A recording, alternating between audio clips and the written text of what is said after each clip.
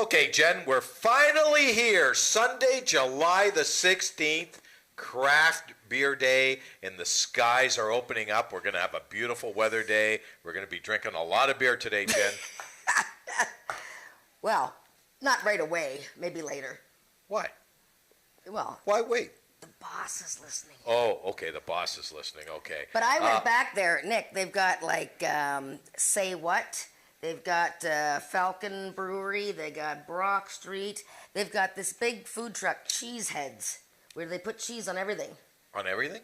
Everything. Shoes. I like cheese. What Me kind too. of cheese? Any kind of cheese? Cheddar cheese? Yeah. Oh, I'm hungry. Oh, right. We're hungry. Okay, that's the show. We're going to go eat right now. Okay. All right. Well, let's talk about the card of racing because we do have a good card of racing today. We have 7 races on tap today. Yeah. And we've got the feature race, the Ontario Bred Maturity. It's the 12th running. Day 11 of our racing. And if you've got a program, we've got a beautiful picture of Norm Peikoff on the front. Yes, there he is right there. My man, Norm. I mean, I know you're looking down on us, Norm. It's Sunday racing, everything you wanted here here at Ajax. Lots of people already. Oh, it's going to be Food, packed. drinks, fast horses. And, yeah, It's hopefully we pick great some day. fast. Speaking of fast horses, let's try to pick some. All right, let's That's do that. our job.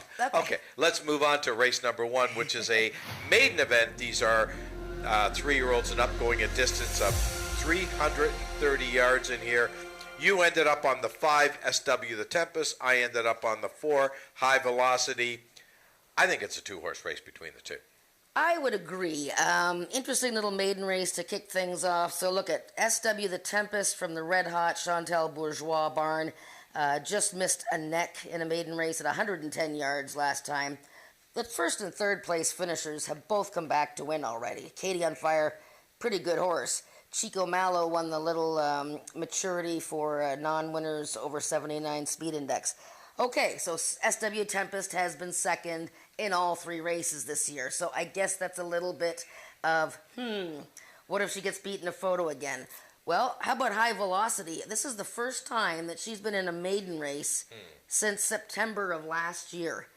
She has been racing in allowance company. She's been racing in speed index races, most of the time against multiple winners. Aquatica. I mean, look at these races that she's been running against some tough horses.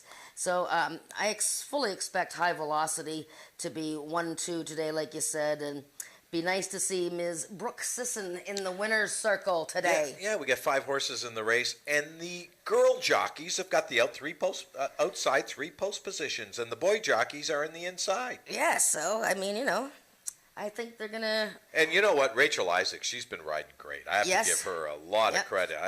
I really think she's turned it around this year. She's just riding some superb races. Well, you know what? You get a lot more, if you get more mounts, it all works, in a circle, right? You get more mounts, you get more experience, you start to improve, and then you get your confidence, and yeah, she's doing very well. Should say the track, even though there was tons of rain in southern Ontario the last 2 days, the track is fast, and it looks fantastic. So. That's because of our assistant maintenance guy, John, is here today. He wasn't here on Wednesday. Oh, okay. Yeah. Way to go, John. John does a great job. And Dave. And Dave. Dave's the boss, but John's the number 1 assistant, that's for sure. Let's move on to race number 2. This is a speed index event. These are 3-year-olds and up with an average of 70 and under, or never better than 75. I know Bob Broadstock loves the 2 All Out of Sugar. I like him as well, but I took a shot in here with the 5-horse First Golden Rose. Yeah, I mean, look, at All Out of Sugar, huge class drop. Right. I mean, the horse won a stakes race in 2021. Yeah. He was a 3-time winner last year. I have no idea what, unless he told you, I have no idea what's going on this year with him. He just has come out of the gate and just not kept up. He had a faulty start in his opener, but last time I just watched it over and over again. I mean, way 2 tough horses. Valiant Chicken Snow was 3rd. She's already come back to win last week, but I don't know. I mean, I picked him, but, I'm not wild about him. I'm interested in First Golden Rose. I picked her 3rd. Forget about the last race. She had a very poor start that day. Alexis Sanchez, who has now won as a 10-pound bug in Thoroughbred Racing, is now won at Woodbine, Fort Erie, and Ajax Down, so he's starting to get momentum going. and so is the Spada barn. Actually, they won 2 races on Wednesday, but one of them was disqualified. Oh, you just shouldn't have brought that up. I don't think Mr. Spada's pretty happy about that. That's why I brought it up, because I wanted your opinion. Oh, okay. Well, you don't have to. I'm not gonna say anything. I mean, the stewards made their mind up, and I turned a new leaf in life that I'm just going to go with the flow right now. So let's move on to race number 3. This race is going to be presented by the Ontario Quarter Horse Association, who are present here today. This is a speed index race as well, 3-year-olds and up, average of 80 and under, or never better than 85. 330 yards of distance in here, and we both landed on the same horse, Joe Checkers. Yes, we both landed on Joe Checkers. Boy, oh boy, what a tough race for the first leg of the pick 5, Nick. This race I thought was really tough. It is. And I did pick Joe Checkers, and we could talk about him in a second. But how about we first show the, I brought a replay here today, the horse that I picked second. That's the 2-horse SW Annihilator with JB Botello. And I want to show his last race, because I thought it was pretty spectacular.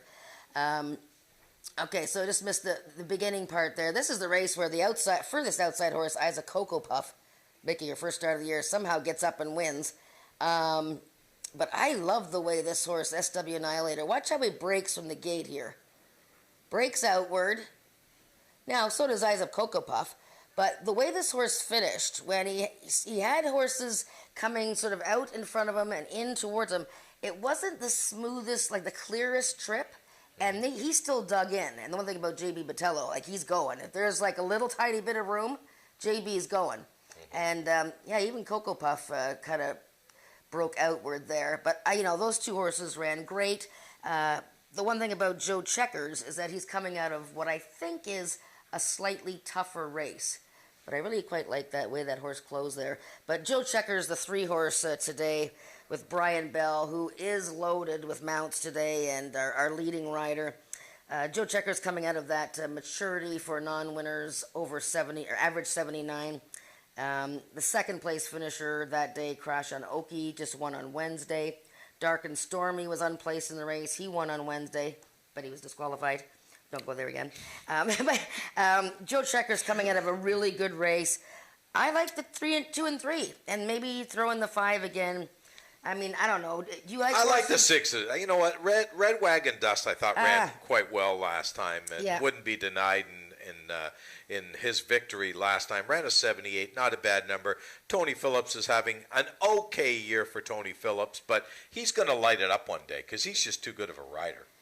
Oh yeah, what happens is they tend to go in, fits and spurts, right? They do. People get on rolls and then they can't lose, and then somebody else gets on a roll. So, yeah, I mean, Red Wagon Dust is one of my favorites. I loved him last time. Everybody else did.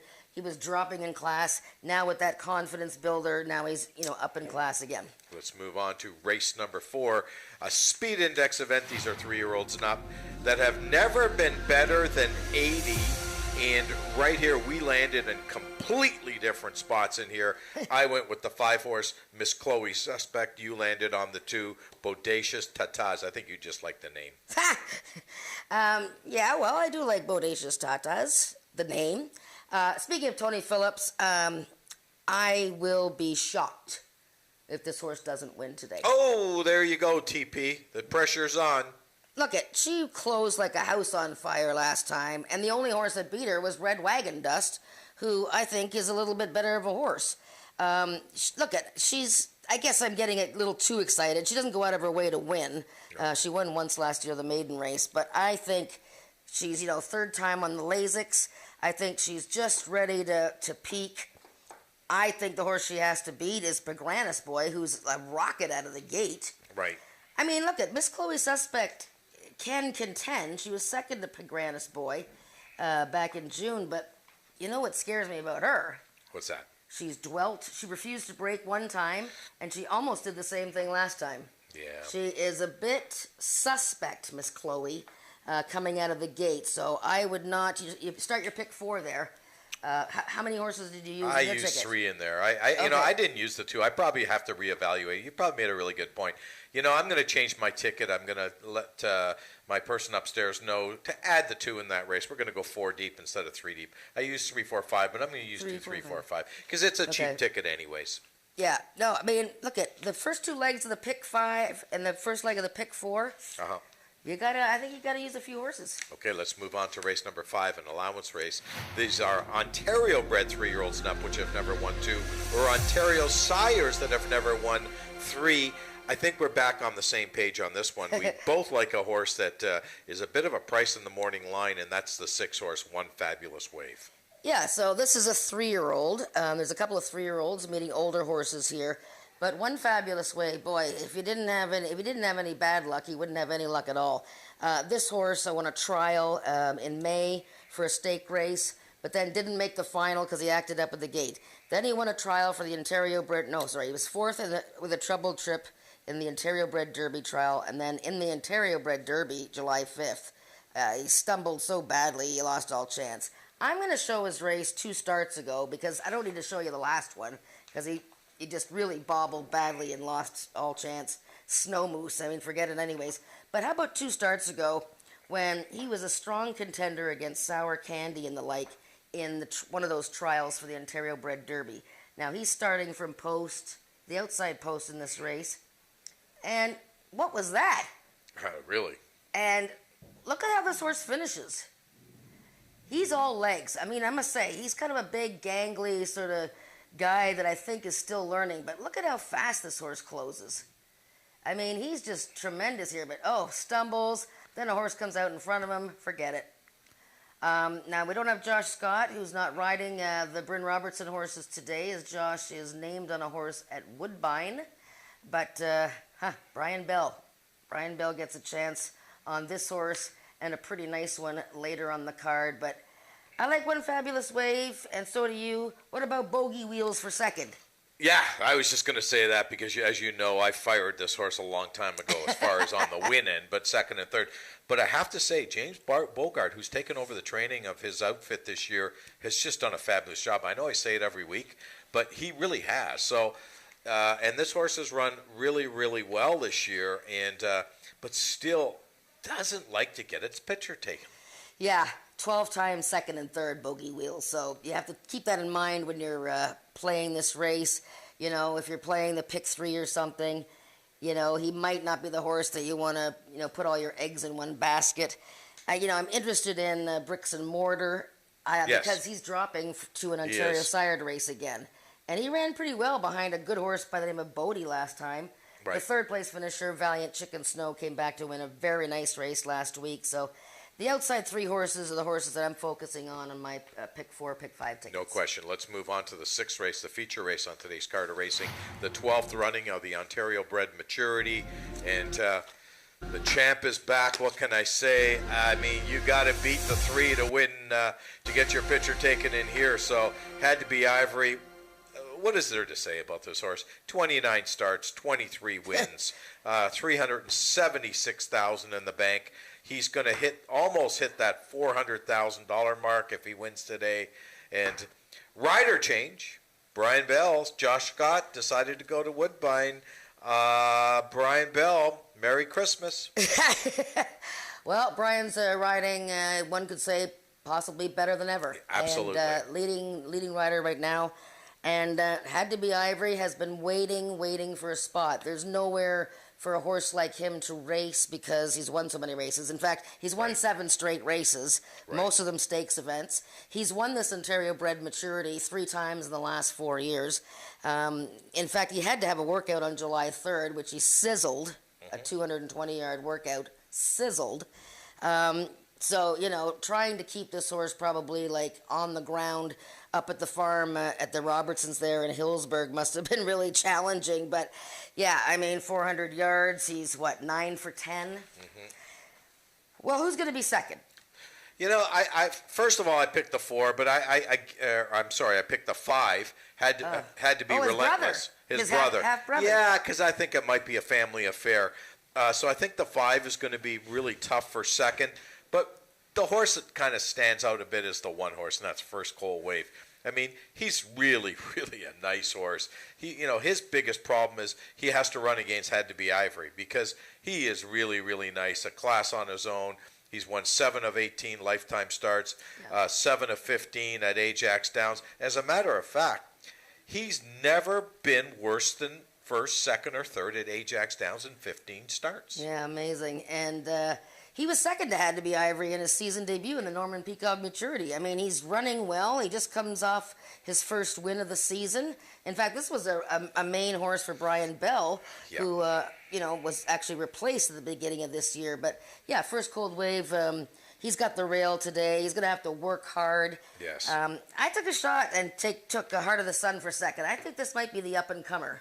And it's a Bogar horse, big, beautiful horse, still learning the game, but I took a little shot with him to be second. Yeah, why not? I mean, it is a move up in class, quite considerable. Totally. And you know what? The numbers in here, I mean, yeah. I know Had to Be Relentless. He's a very consistent horse. I don't think the distance is a problem. He's 4 for 4 going the distance in the top 3, and as you said, full brother to the champ. So why not? I mean, it's going to be a heck of a race, that's for sure. I'm looking forward to that race. It's going to be fun. Let's move on to race number 7, a speed index event going 400 yards. You don't see that too often. Yeah. These are 3-year-olds and up with an average of 90 and under, or never better than 95. So these horses have to be pretty good to run in a race like this, 400 yards of distance. I landed on the 6 horse. I went 6-7. I know you went 7-6. Talk to me. Yeah, I changed my mind a couple of times. I mean, Jess Deal, she loves long distances. I mean, she's even won a turn race. She's back in 11 days after her season debut, where she absolutely flew through the stretch in a 300-yard race and just missed catching I'm Speedy. She just is such a really consistent, powerful stretch runner, and this is a great spot for her. The only reason I didn't pick her right back is because it's only been 11 days. So I went with the horse Juice, who he's a 4-year-old. He's only won twice, so he's eligible for easier conditions. But I love the way he was second to Emma Quick Corona last time, going 250. He won his season debut. This is one of these horses that I think is on the upward spiral. Don't know how good he could be. And, I like the way that Scott Reed and Carly Furlonger train their horses. Third start off the layoff. He might be dangerous, and he might be able to hang on. Yeah, this is a very interesting race. I mean, because really the big question mark in this race, of course, is going to be the distance. And Just a Deal has won going this distance twice. So he's known. You know what? He's going to go 400 yards. That's not going to be an issue. It's his second start, and as you said, it's 11 days later, and he ran a decent race last time. Definitely the horse to beat. I don't know what to do with Blue Eyed Merlin. He's never gone this far.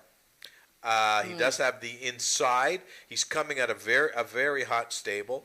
Mom's Extravagant Heart, I don't think is going to have that big of a problem with the distance, but is wind shy. He's very wind shy, 13 times second. Forget about his last race. Absolutely a disastrous squeeze to the start. Then he had no room. So forget about that. Before that, he was second to Maryland Magic. But you're right. He does run second and third a lot. But a great horse for the try in the Superfecta. He absolutely is. So, that's going to be something that you can look forward to.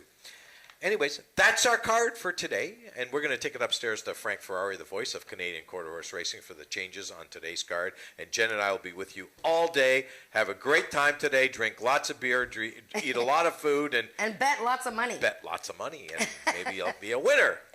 Thanks for joining us.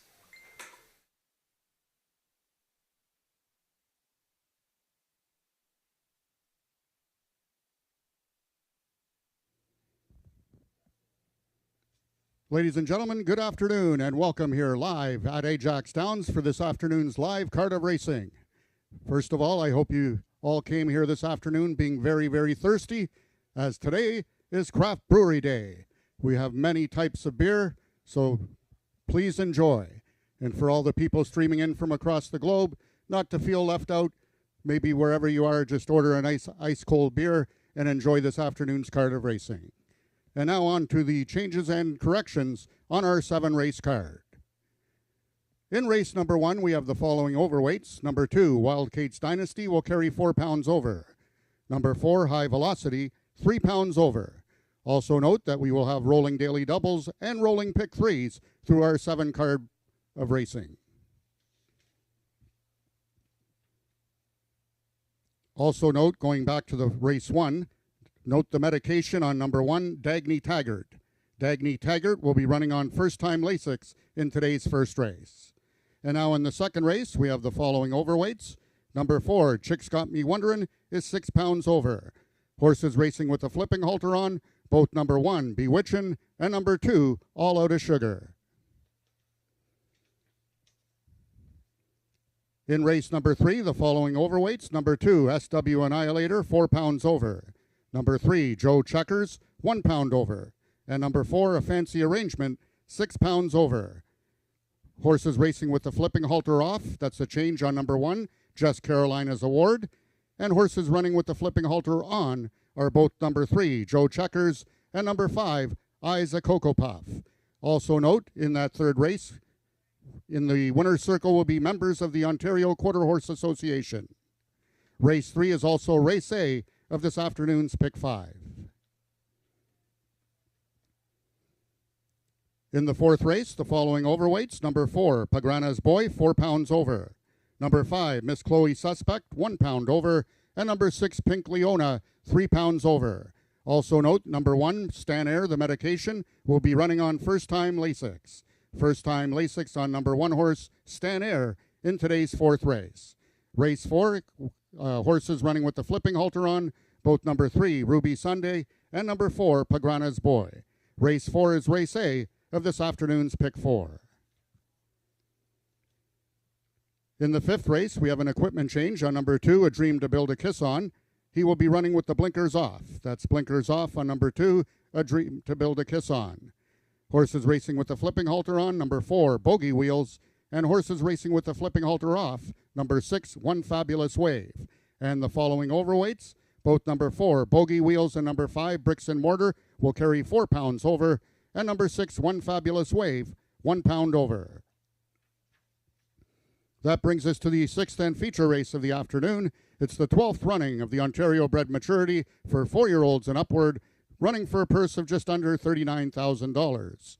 And in that sixth race, the following overweights. Number 1, First Cold Wave, 4 pounds over. Number 3, Had to Be Ivory, 1 pound over. Number 4, Heart of the Sun, 4 pounds over. And number 2, Raptor, will be running with the flipping halter on. Race 6 is the first half of today's late daily double. That brings us to the seventh and final live race of the afternoon. The following overweights. Number 1, Blue-Eyed Merlin, 4 pounds over. Number 3, Fast Streak and Nick, 6 pounds over. And number 5, Hanover Hill Teresa, 1 pound over. Horses racing with the flipping halter on. Number 1, Blue-Eyed Merlin. Number 2, Mom's Extravagant Heart. And number 7, Juice. Those are the changes thus far in your program. Any further changes or corrections will be given to you before each race. The track conditions are listed as fast. It's 24 degrees Celsius, 74 degrees Fahrenheit. We have a very light wind from the south of 11 kilometers an hour, which is 7 miles per hour, so the horses will run with a tailwind. Post time for race 1 is at 12:55 in just 14 minutes.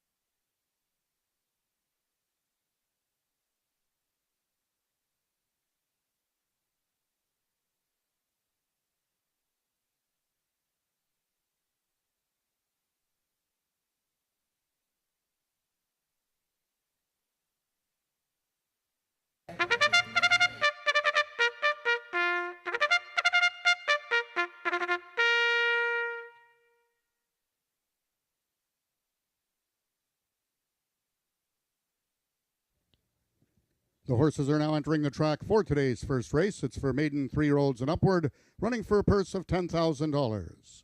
Number 1 is the First Line Racing Syndicate's Dagny Taggart, ridden today by jockey Ramiro Sanchez Castillo.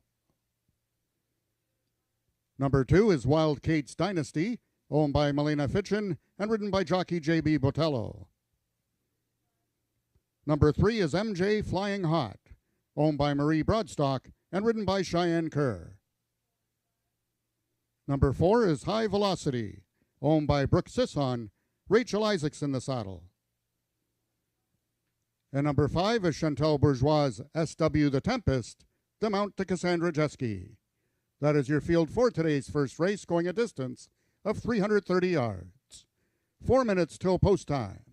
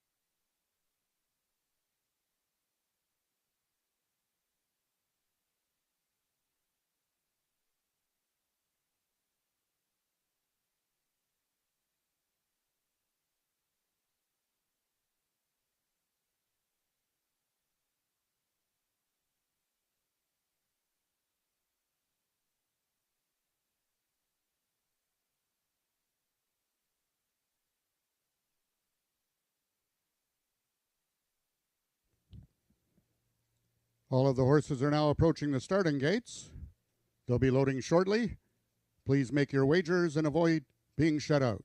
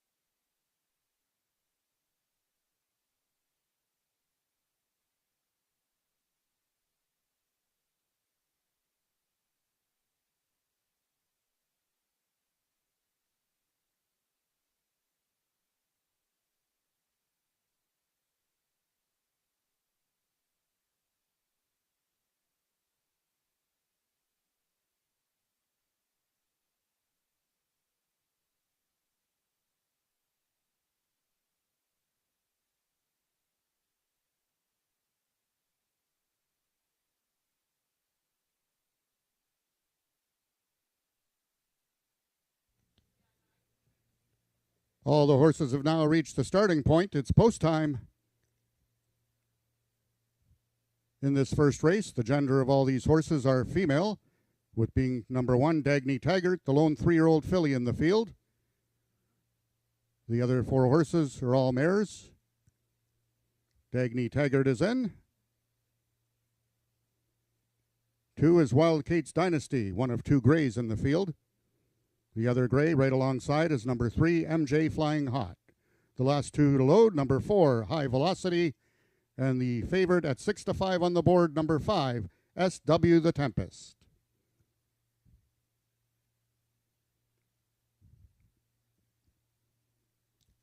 They're at the post. And they're off. Out quickest towards the inside is Dagny Taggart. Wild Kate's Dynasty there, and from the extreme outside, SW the Tempest. Dagny Taggart, SW the Tempest is gaining with every stride from the outside. Jeske's got this horse in full flight and is going to get up and win it by 1.25 lengths. Second was Dagny Taggart, and we've got a show photo between Wild Kate's Dynasty and MJ Flying Hot.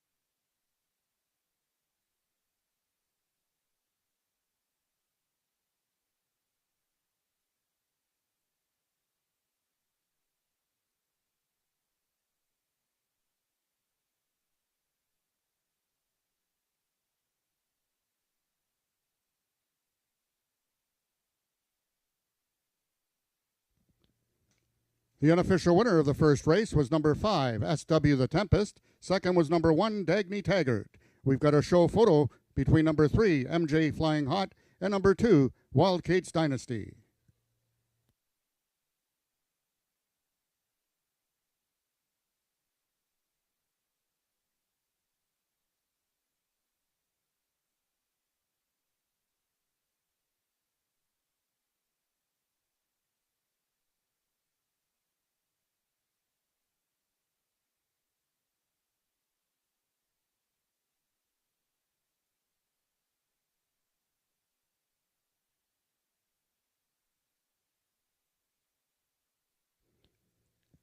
And in the show photograph, it was number 3, MJ Flying Hot, finishing third, with number 2, Wild Kate's Dynasty, finishing fourth.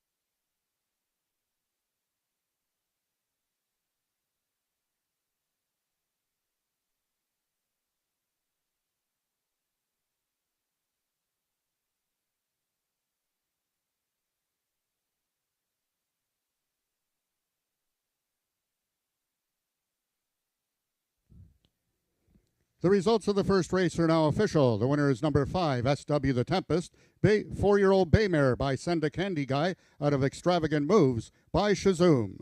Foaled in Oklahoma by Sherry A. Wingfield, SW the Tempest is owned and trained by Chantal Bourgeois and ridden to victory by jockey Cassandra Jeske. SW the Tempest winning the distance with a time of 16.994 seconds, carrying a speed index of 93.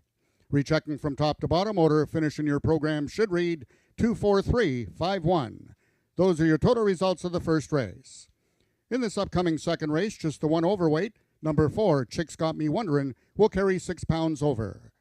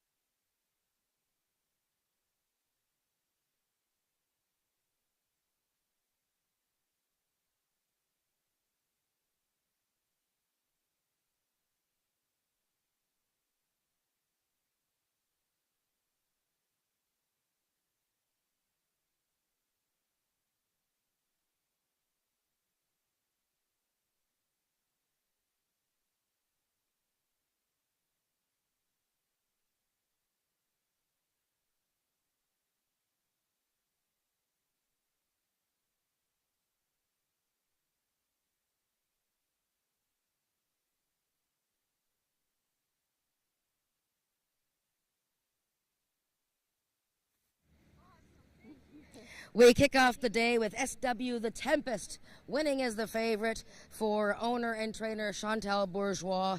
And this 4-year-old filly winning for the first time in her career after 3 second-place finishes this year. But she got it done today, and her rider, Chantal, Cassandra Jeske. Cassandra, this gal, she has come close this year. A nose, a neck, half a length. What was the difference today? Is she just learning the game? Yeah, she's definitely learning the game, especially from last year. And she was calm today, and she broke great. And so the track, we got a lot of rain the last couple of days, but the track looks really nice. It's just a little bit heavy, but it is actually very nice. I'm sure the kickback's going to be a little stingy today. Well, there's lots of mud here. And you and Chantal having a great season so far, lots of wins, seconds, and thirds. I mean, the horses are all running well. Yeah, we're having a lot better year so far this year. We had a lot of sickness go through last year, and everybody's on their game this year, and they're showing up, which is perfect. It's what we need. And her brother, Mom's Extravagant Heart, races later today. What do you expect from him? Oh, he always puts in a big effort. Always. He always tries. He loves racing. It's his favorite thing. That's great. Yeah. Well, good luck later on in the day, Cassandra. Congratulations to SW the Tempest, who won the first race today, her first career win for owner and trainer Chantal Bourgeois. We have the second race coming up in 19 minutes.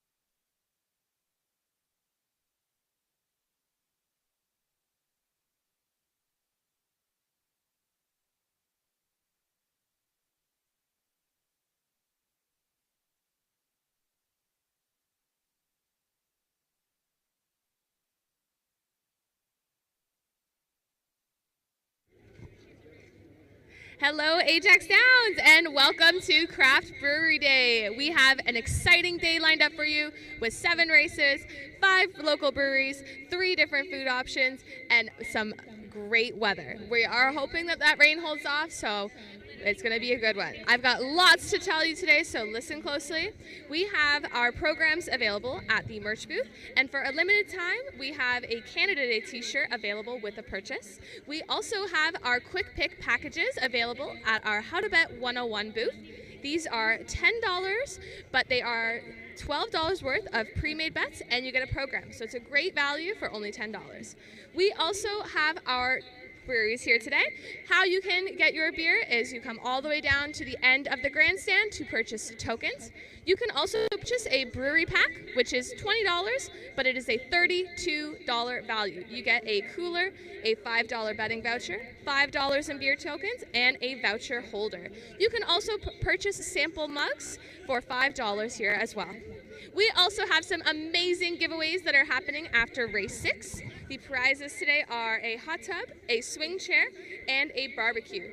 To win, all you have to do is place your losing betting tickets from Ajax Downs today with your full name and phone number on the back in the drum. Again, we're going to be doing the draw after race 6. You must be here to win, and you have 1 minute to claim your prize. So make sure to stick around till then if you're interested in winning those amazing prizes. I'm going to be with you here all day today. There is 15 minutes to post, so make sure to get your bets in for race number 2.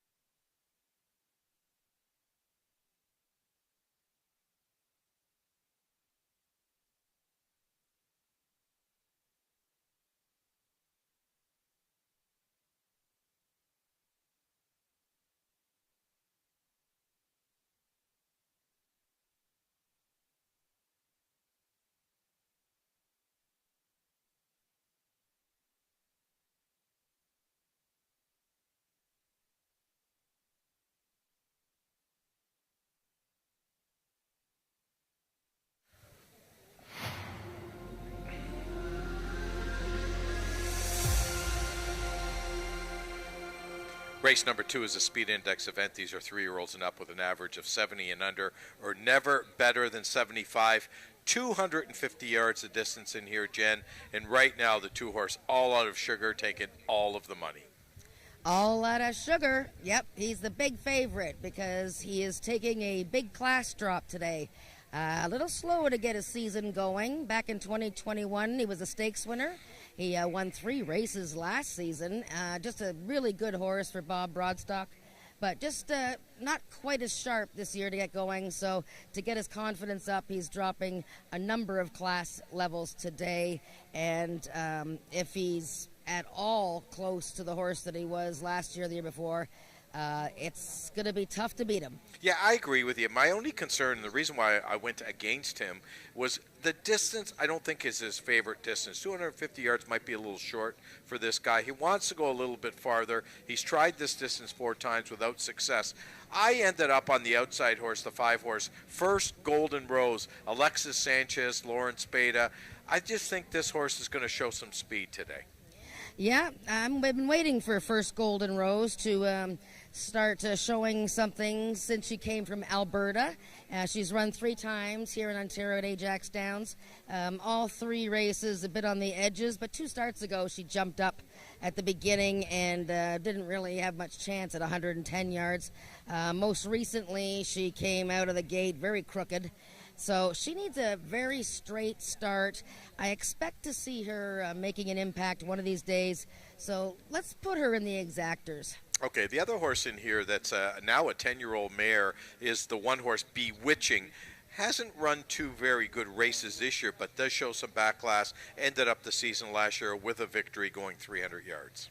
Yeah, Bewitching been around quite a while. 5 career wins and a nice, honest mare for Dan Giles, who owns, trains, and bred her. As you said, 2 races this year. You know, it took her 8 races to win in 2022. She also won her last start of 2021. So it takes her a while to sort of get in total tip-top racing mode. But she had an excuse last time, and it was 110 yards, too. So she sort of blew the start a bit. And once you do that, going 110 yards, you got no chance. So I wouldn't be surprised to see her hit the top 3 here with Tony Phillips getting a chance to ride her. The 4-horse Chicks Got Me Wondering, only 1 for 28 on the win side. This horse making his 4th start of 2023. Trainer Joe Tavares off to a very, very slow start this year. Well, this horse's only career win came at this distance, so that's something to hang your hat on. Eddie Walton's going to ride because Cheyenne Kerr is going to ride the 3-horse Kefla, who's very interesting. But Chicks Got Me Wondering, he likes to pick up little pieces here and there, 3rds and 4ths. And look at, he made over 20,000 plus last year, and he's a good horse just to sort of think about maybe the bottom of your triactors. I think the most important or most interesting part of Kefla is she's still a maiden, and she's a 3-year-old filly running against some seasoned horses in here. Yeah, she's a maiden who's been running against winners for 4 consecutive races this year. 2 starts ago, she ran very well, went second to Ruby Sunday. And last time, she beat Bewitching Chicks Got Me Wondering in that 110-yard race. So I'm looking for her to be a real contender here. I think Cheyenne, who rode her last season, she's done some good work for the Slater barn. So she's a horse that I definitely consider a 1-2 contender. That's our field of 5 going postward in about 7 minutes for race number 2. Enjoy the beer, enjoy the food, and have a lot of fun out there.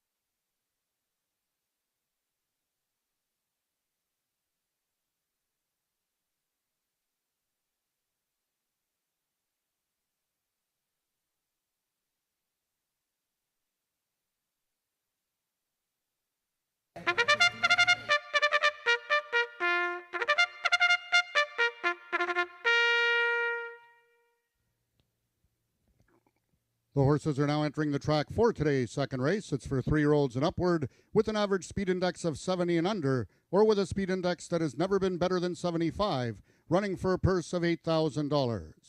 Number 1, Bewitchin', owned by Dan Giles and ridden by jockey Tony Phillips. Number 2 is All Out of Sugar, owned by Marie Broadstock, the Mount Teramiro Sanchez Castillo.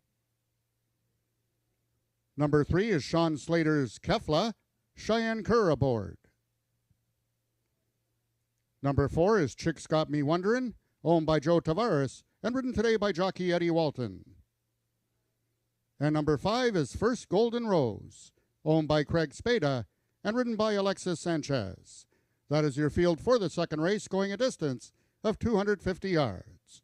Just 4 minutes till post time. Please make your wagers early and avoid being shut out.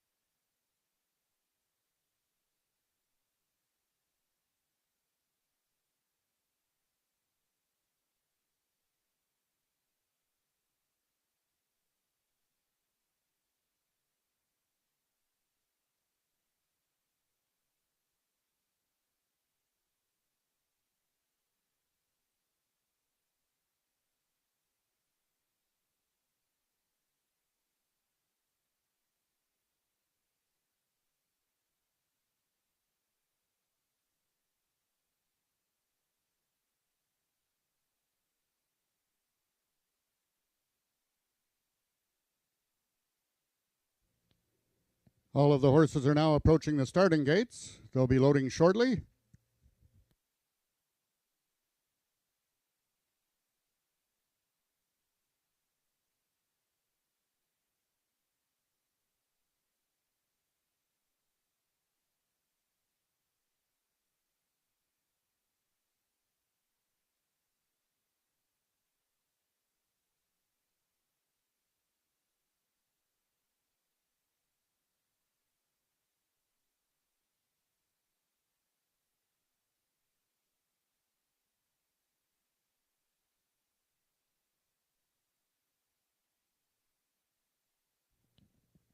All the horses have now reached the starting point. It's post time.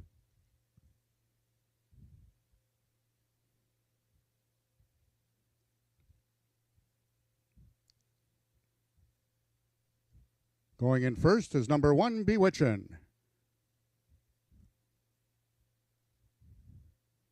Number 2, All Out of Sugar. Co-favorite with number 5, First Golden Rose, both at 7-5.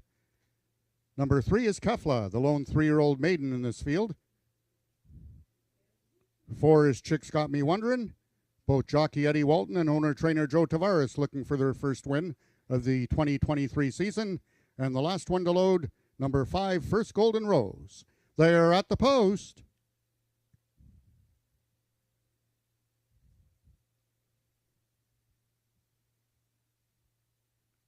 Having trouble in the gate with number 5, First Golden Rose.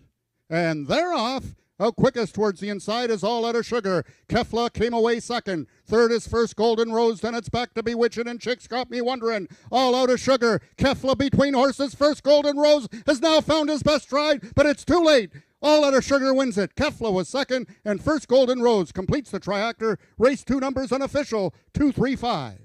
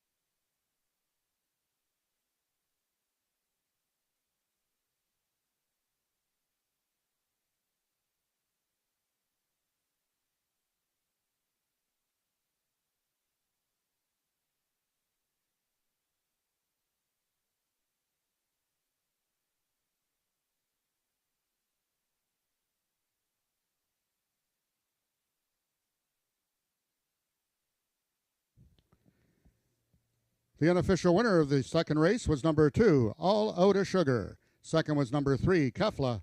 Third, number 5, First Golden Rose. And fourth, number 4, Chicks Got Me Wonderin'.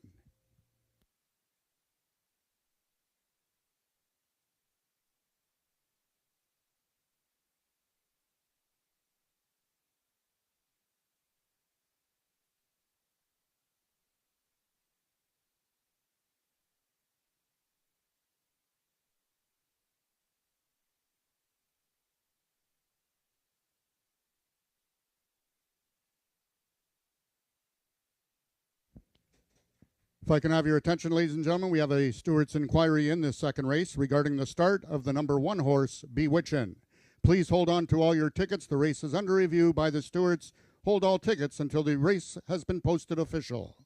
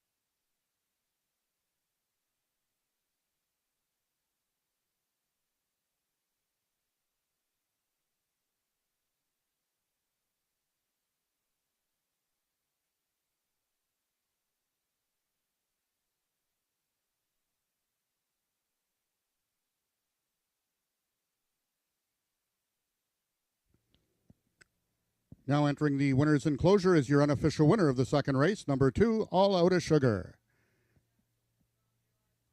Once again, this race is under review by the stewards regarding the start on the number 1 horse, Bewitchin'.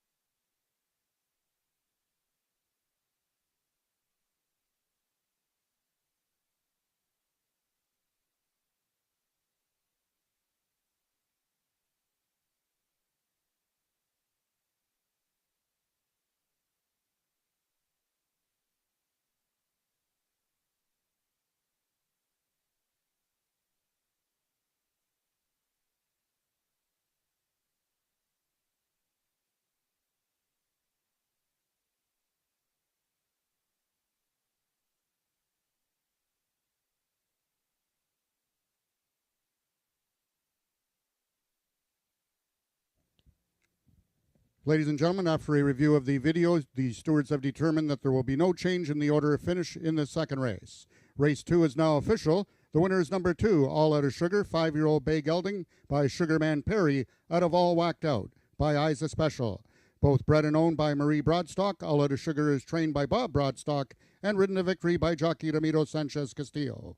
All Out of Sugar winning the distance with a time of 13.747 seconds, carrying a speed index of 77. Rechecking from top to bottom, order of finish in your program should read 51243. Those are your total results of the second race. In this upcoming third race, the following overweights: number 2, SW Annihilator, 4 pounds over; number 3, Joe Checkers, 1 pound over; and number 4, A Fancy Arrangement, 6 pounds over. Members of the OQHA will be in the winner's circle following the running of race number 3. Also note, race 3 is race A of this afternoon's Pick 5.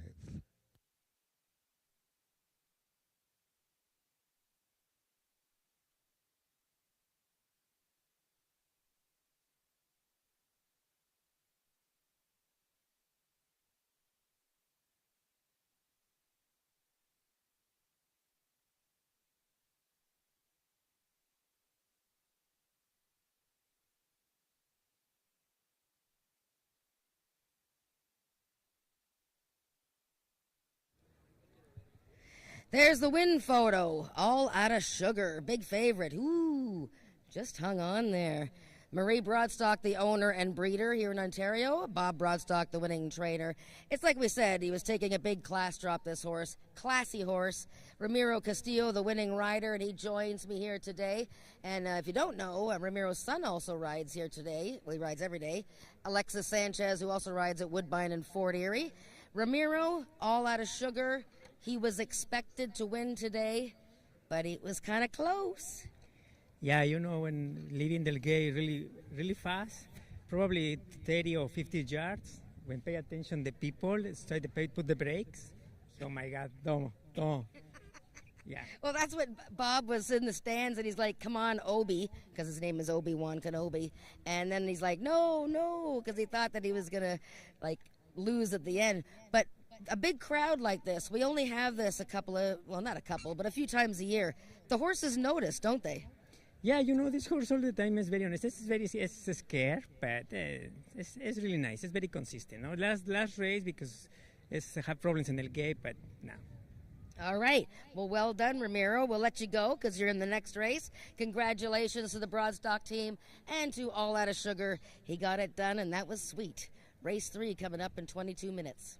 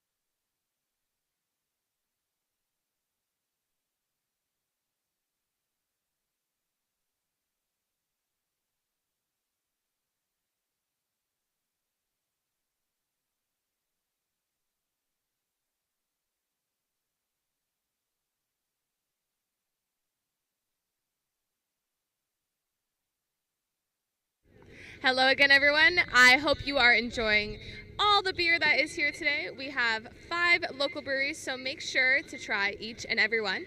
But if you're looking for something to enjoy with your beer, come on down to the food truck here behind me, which is Cheeseheads. They have a great assortment of poutines, grilled cheese, smash burgers, and chicken sandwiches. But If cheese really isn't your thing, make sure to go over to Hollywood Donuts, which is underneath on the patio. They have more than just donuts today. They have coffee and sandwiches available as well. And if you're looking to try something else, we also have the Meatitarian over in that area. They have a variety of pepperettes and dried meats for you to try. Make sure to check out all of our food options today, in addition to the great breweries we have. There is 18 minutes to post. Make sure to get your bets in.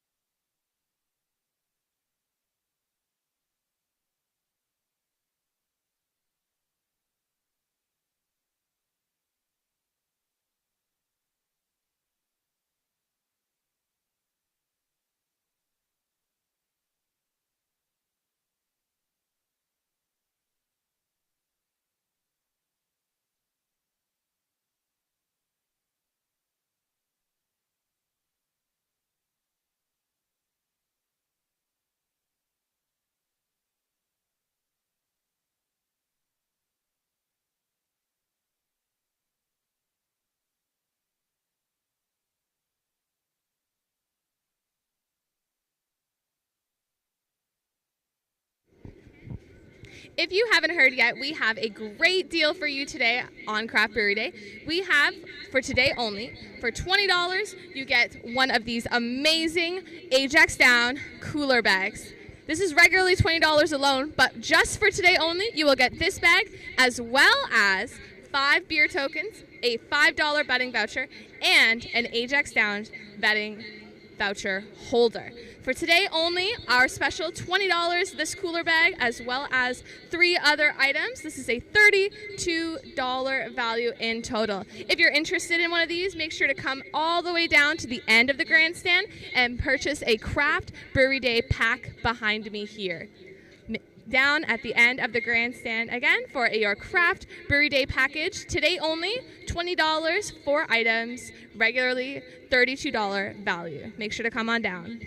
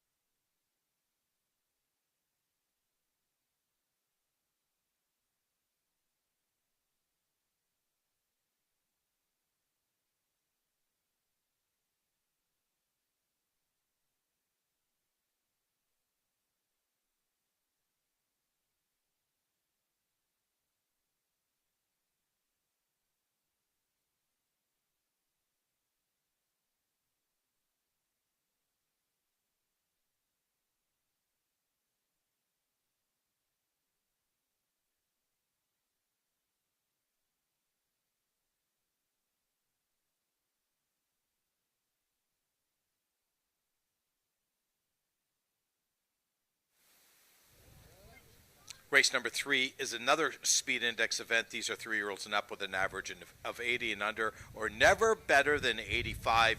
330 yards of distance in here. And right now, I know both you and I landed on the 3-horse Joe Checkers. Yes, Joe Checkers making a very nice appearance in the walking ring here. And this is the first leg of the Pick 5 wager. And for 20 cents, just pick one horse in each of the next 5 races and get a chance to win a nice payoff. You can use more horses than that. This is a tough race, though, and Joe Checkers is our pick. Basically because he's coming out of a couple of good races. Last time he raced in the never better than 79 maturity, and he finished very strongly, close third.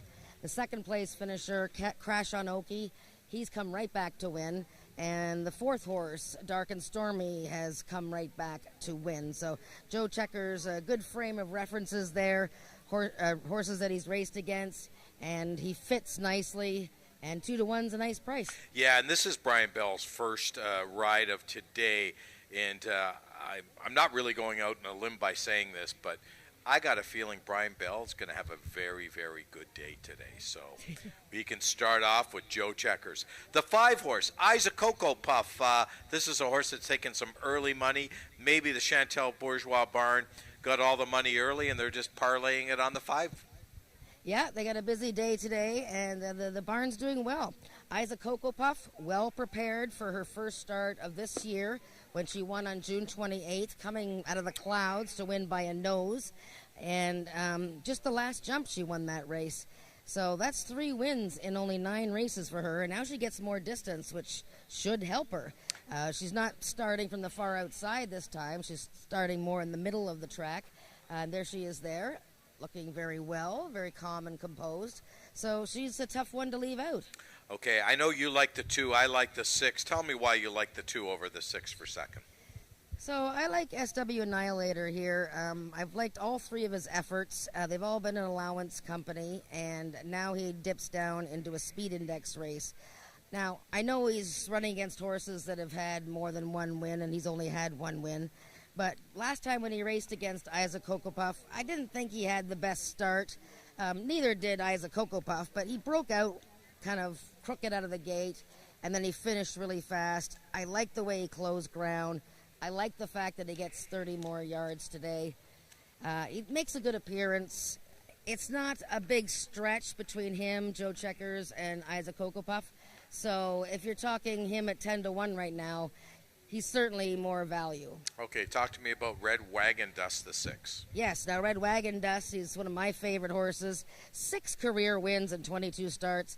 One last time when he took a little bit of a class drop to get his confidence up. Him and Tony Phillips make a powerful team. Now he's back up in class, going a distance that might be a little bit far for him, but he's been very feisty in the walking ring here, pushing his people around and just raring to go. He looks good. And another horse that looks good is the 1, Just Carolina's Award. This is a stakes winner from the year 2020, and stakes placed in 2021, and they missed a lot of time. He's just made a great appearance all this year, looking for his level to get back on track. And last time didn't really come out of the gate that well, but that's a horse that I might put in my triactors. Okay, and the last horse just to touch on is the 7-horse Miss Mexican Mouse. Talk to me about this 8-year-old mare. Well, Ms. Mexican Mouse, of course, she's a long-time popular horse here. She's got 4 career wins and 16 seconds and thirds. She always comes to play, and she's out here looking very serious, very on point, focused. And this is her 3rd start of the year. This distance been a little bit troublesome for her. She stretches out now from 110 yards, but the Broadstock barn doing well, so maybe consider her for the Superfecta. The start of today's Pick 5 coming up in about 8 minutes. I also want to welcome the Ontario Quarter Horse Association, who is on track today and will be in the winner's circle for the presentation to the winner after this race.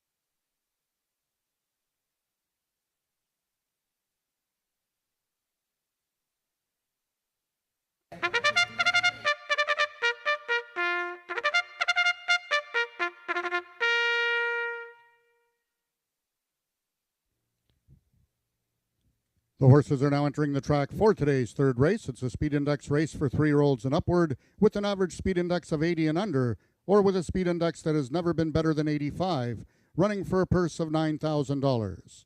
Number 1, Just Carolina's Award, owned by Craig Spada and ridden by Alexis Sanchez. Number 2 is SW Annihilator, owned by Melina Fitchin, the mount to JB Botello. Number 3 is Joe Checkers, owned by Jennifer Zarowski and ridden today by jockey Brian Bell. Number 4 is A Fancy Arrangement, owned by Joe Tavares and ridden by Ed Walton. Number 5 is Chantal Bourgeois' Eyes a Cocoa Puff, Cassandra Jeske in the saddle. Number 6 is Amanda McCormick's Red Wagon Dust, Tony Phillips in the irons. And number 7 is Miss Mexican Mouse, owned by Marie Broadstock and ridden by jockey Ramiro Sanchez Castillo. That is your field for the third race, going a distance of 330 yards. 4 minutes till post time.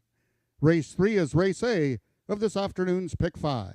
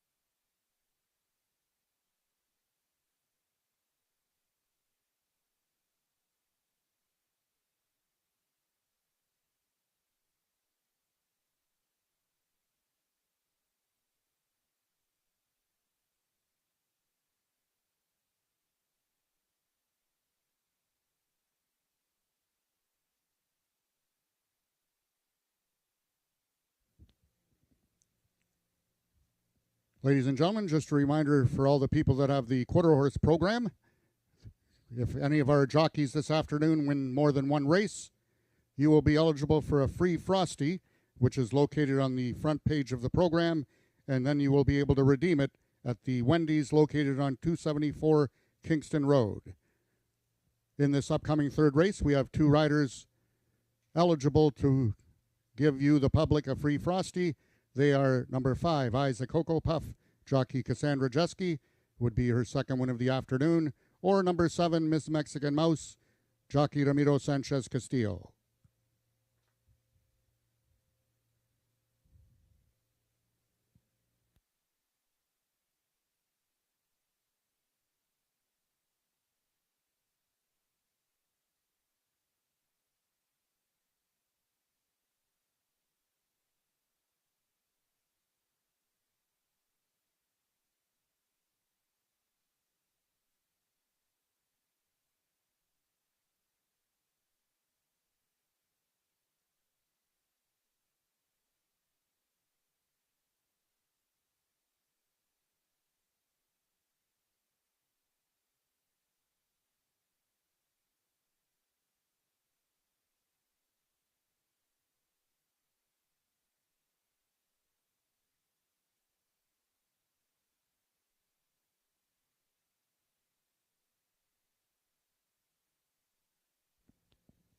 All the horses are now approaching the starting gates. They'll be loading shortly.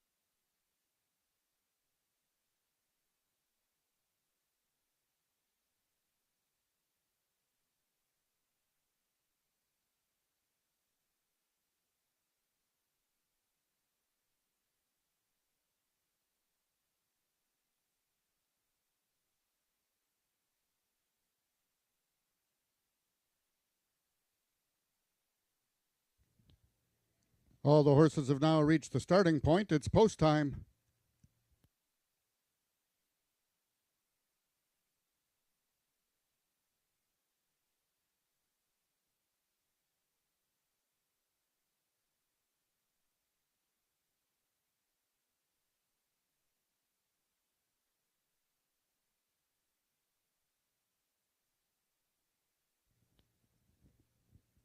The horses are now entering the starting gates. First one in is number 1, Just Carolina's Award. One of 3 long shots in the field, currently at 10-1. Number 2 is SW Annihilator. One of 2 in this field for leading trainer Jason Pasco, the lone 3-year-old in the field. Number 3 is Joe Checkers. 5 is Isaac Cocoa Puff, trying to give Jeske and Bourgeois their second winner on the card. Number 6 is Red Wagon Dust, currently the even money choice. 4, a fancy arrangement, and the last one in, Ms. Mexican Mouse. They're at the post.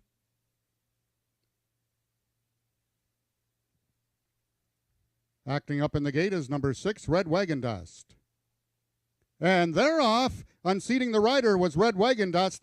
Quickly towards the inside is Just Carolina's Award. Joe Checkers second. Third is SW Annihilator from the extreme outside, Ms. Mexican Mouse. But they're all going to have to do some running to catch Just Carolina's Award. This one's all over. Just Carolina's Award wins it. Ms. Mexican Mouse was second, and it's close for show.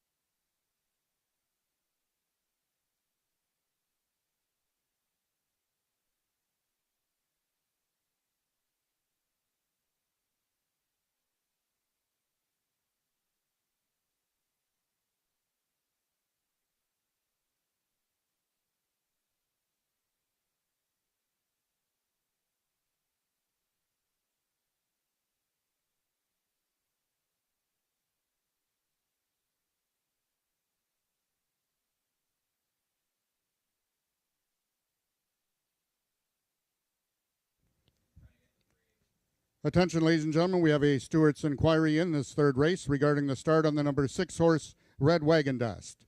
Please hold all your tickets. The race will be under review by the stewards. It's regarding the start on the number 6 horse, Red Wagon Dust.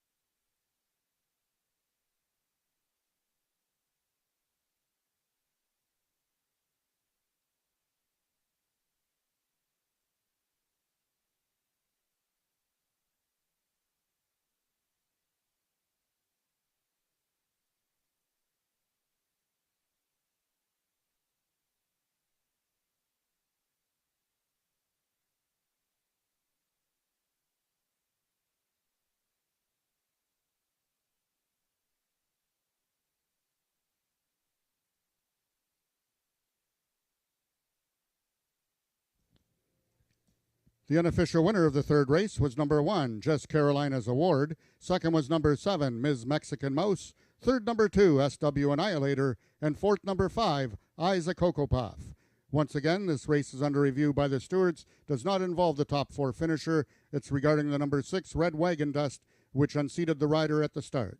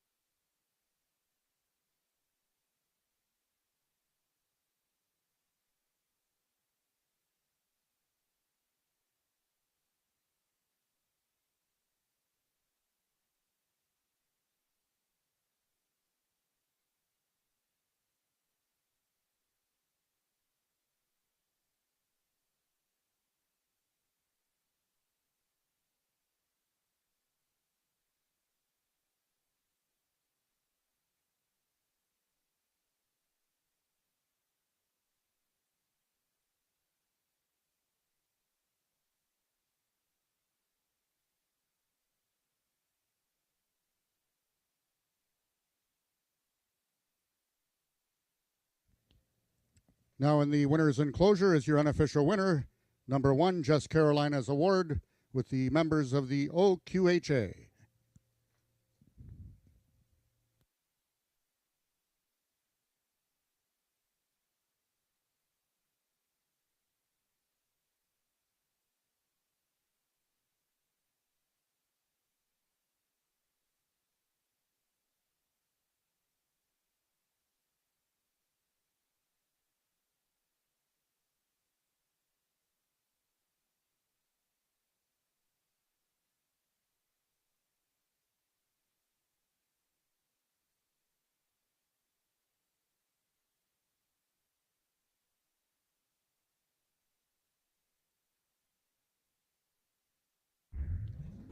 If I can have your attention, ladies and gentlemen, the stewards have reviewed the video and determined that there will be a full refund given on any tickets wagered on the number 6 horse, Red Wagon Dust. He was deemed an unfair start. The replay is on the Jumbotron as we speak. The number 6 horse was not given a fair start. Therefore, any tickets wagered on number 6, Red Wagon Dust, will be entitled to a full refund. Full refund on any wagers on the number 6 horse, Red Wagon Dust.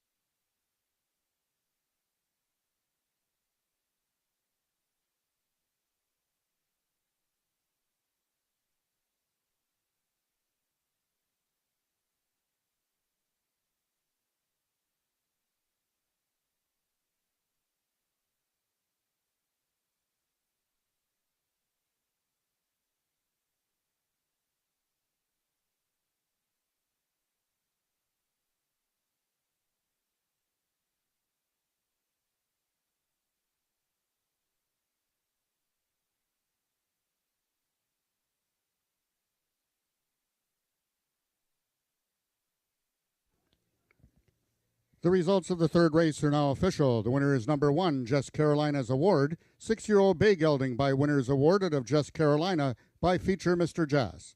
Bred in Ontario by Rick Crispy, Just Carolina's Award is owned by Craig Spada, trained by Lauren Spada, and ridden to victory by jockey Alexis Sanchez. Just Carolina's Award winning the distance with a time of 16.830 seconds, carrying a speed index of 98. Rechecking from top to bottom, the order of finish in your program should read 13564, unfair start, full refund 2. Those are your total results of the third race. In this upcoming fourth race, the following overweights: number 4, Pagrana's Boy, and number 5, Pagrana's Boy is 4 pounds over, number 5, Miss Chloe Suspect, 1 pound over, and number 6, Pink Leona, 3 pounds over. Also number 1, Stan Air, will be running on first-time Lasix. Race 4 is Race A of this afternoon's Pick 4.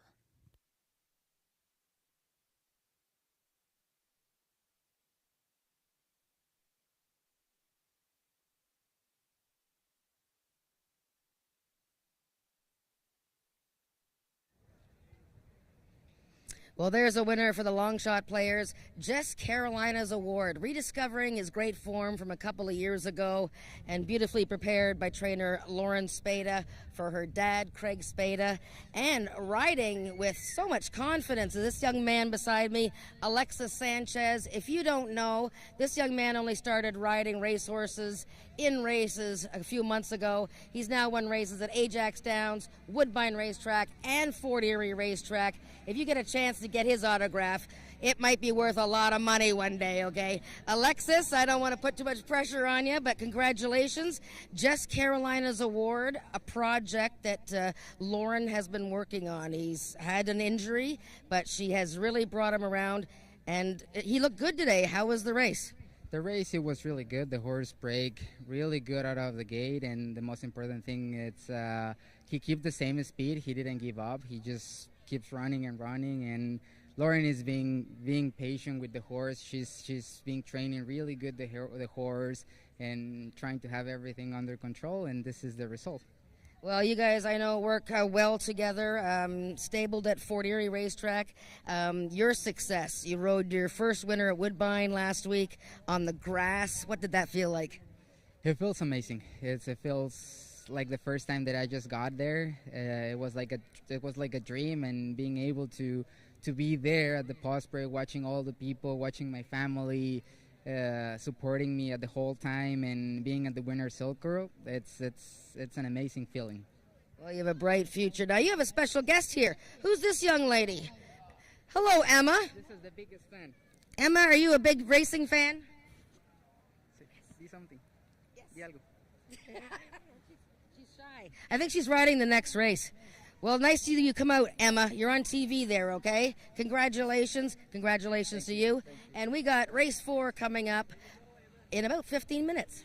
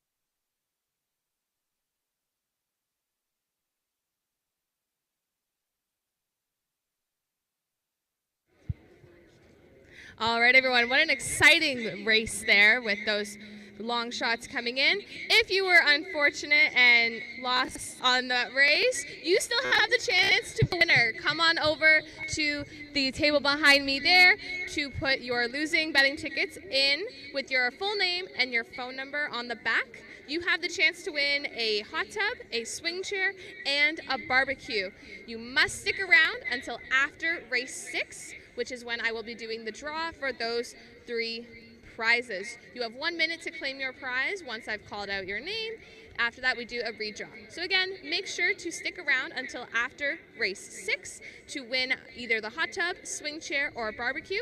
Make sure to put your losing tickets with your full name and phone number on the back in the drum that is behind me here in front of the grandstand to win one of those great prizes. There is 11 minutes until post. Get your bets in for race number 4.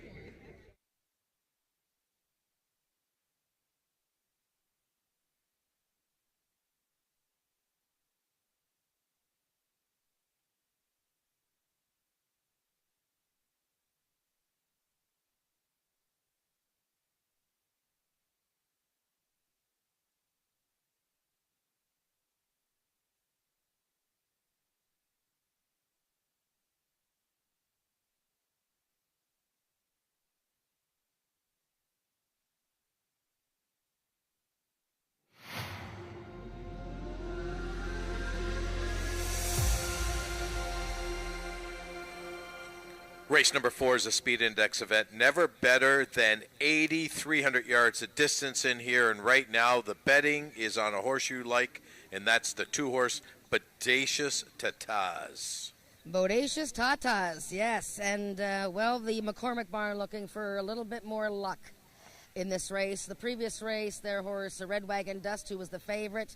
Unfortunately, the gates opened before the rider, Tony Phillips, was all set to go. So if you bet Red Wagon Dust, the favorite, you get your money back. So make sure you visit the windows there. So hopefully for the McCormick stable and Tony Phillips, they have better luck here with this filly, who was a charging second last time in a race similar to this one.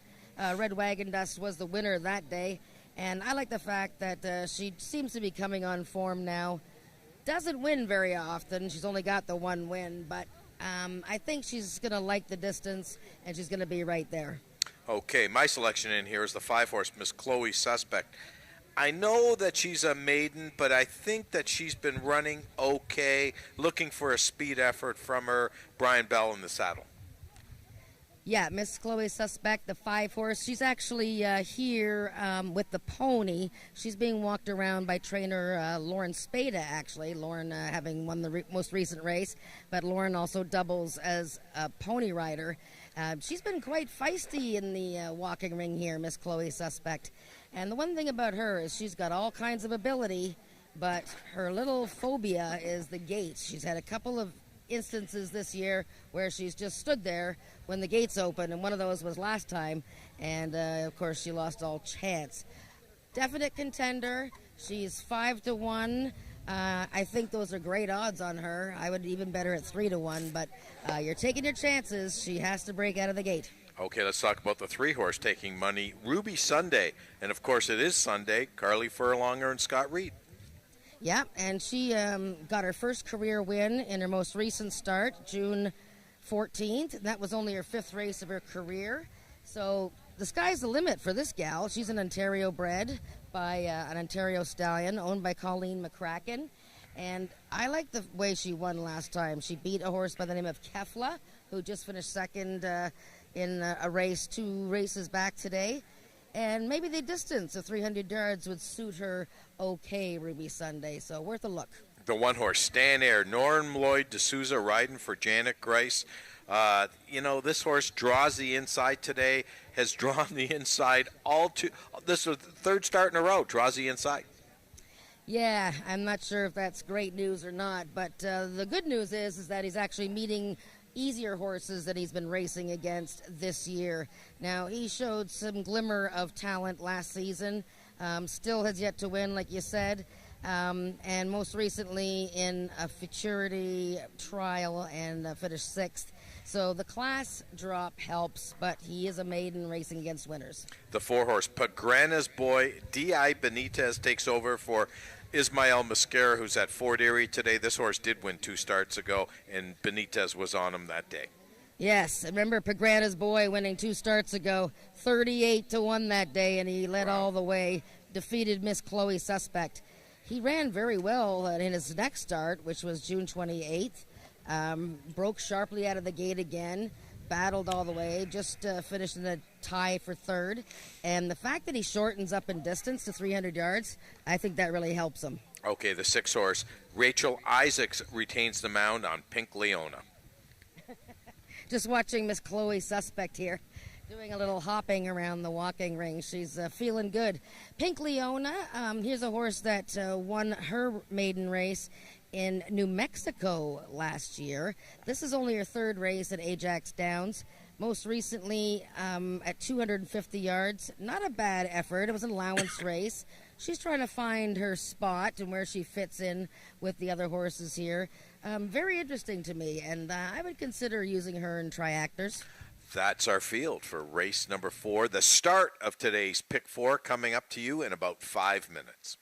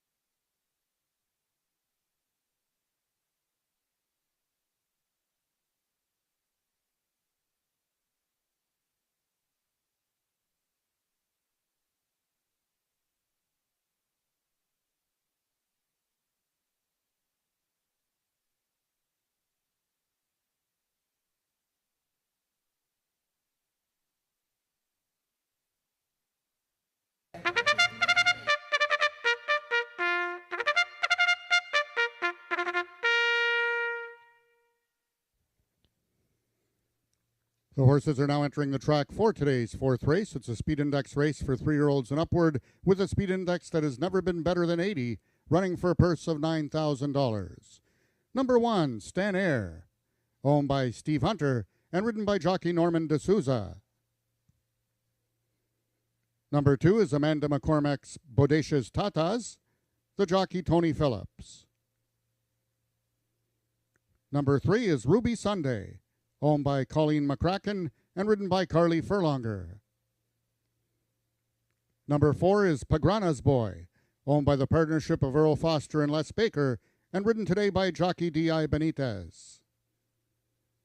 Number 5 is Miss Chloe Suspect, owned by Lisa Calvoda and ridden by Brian Bell. And number 6 is Pink Leona, owned by Brooke Sisson, Rachel Isaacs in the saddle. That is your field for the fourth race, going a distance of 300 yards. Just 2 minutes till post time. Race 4 is race A of today's Pick 4.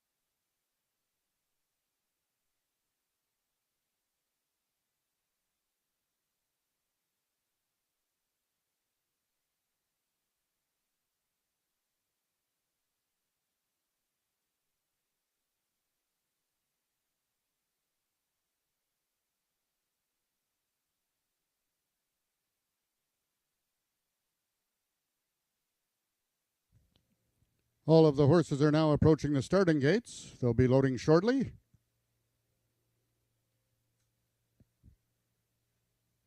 Just a reminder that live racing will not return this coming Wednesday. However, it will be the following Wednesday on July 26th. That will be our next live racing card, July 26th, with our usual first race post time on the Wednesdays at 1:30.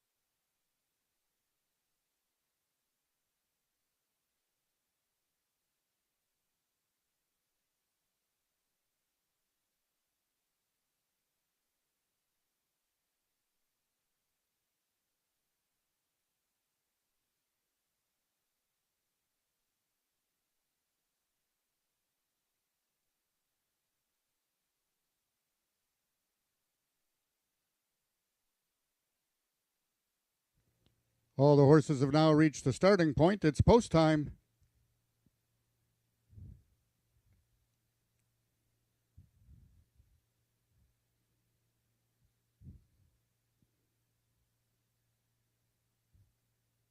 Number 1, Stan Air goes in.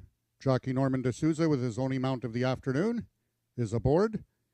Number 2 is Bodacious Tatas. Number 3 is Ruby Sunday, trying to run her winning streak to 2. Number 4 is Pagrana's Boy. Co-favorite number 4, Ruby Pagrana's Boy, with number 3, Ruby Sunday.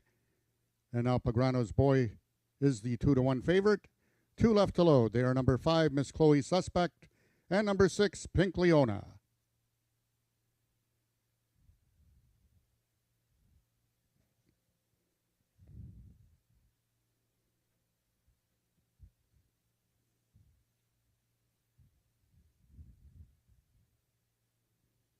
Miss Chloe Suspect is in, as is Pink Leona.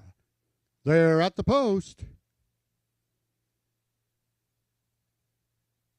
And they're off. Quickest in the center was Ruby Sunday. Between horses is Bodacious Tatas. Along the fence, Stan Air. And from the extreme outside is Pink Leona. Ruby Sunday with 3/4 of a length over Bodacious Tatas. Ruby Sunday is going to get the job done successfully. It's close for place. A late closing Pink Leona, or towards the inside, Bodacious Tatas.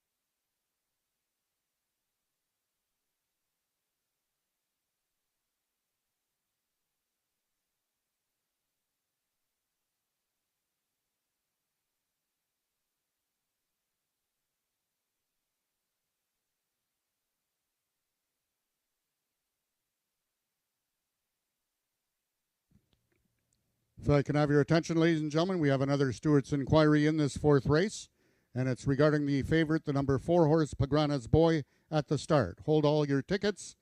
They are reviewing the video to see if number 4, Pagrana's Boy, received a fair start.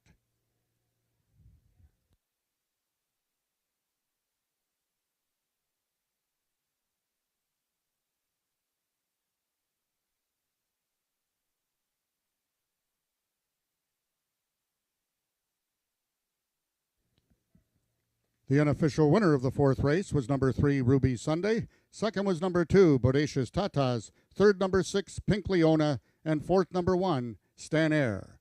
Once again, this race is under review by the stewards regarding the start of the number 4 horse, Pagrana's Boy. Hold all your tickets until the 4th race has been posted official.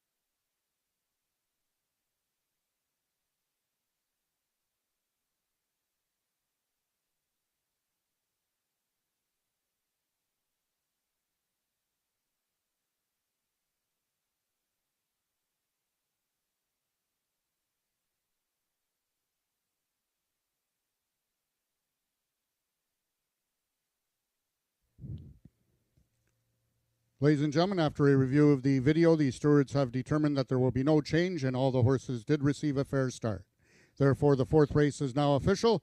The winner is number 3, Ruby Sunday, 3-year-old Bay Filly by Caviar and Corona out of A Leading Memory by Special Leader. Foaled in Ontario by James Bogar, Ruby Sunday is owned by Colleen McCracken, trained by Scott Reed, and ridden to victory by jockey Carly Furlonger. Ruby Sunday winning the distance with a time of 15.704 seconds, carrying a speed index of 86. Rechecking from top to bottom, order of finish in your program should read 421-563. Those are the total results of the fourth race. In this upcoming fifth race, we have the following overweights. Number 4, Bogey Wheels, and number 5, Bricks and Mortar, both 4 pounds over. Number 6, One Fabulous Wave, 1 pound over.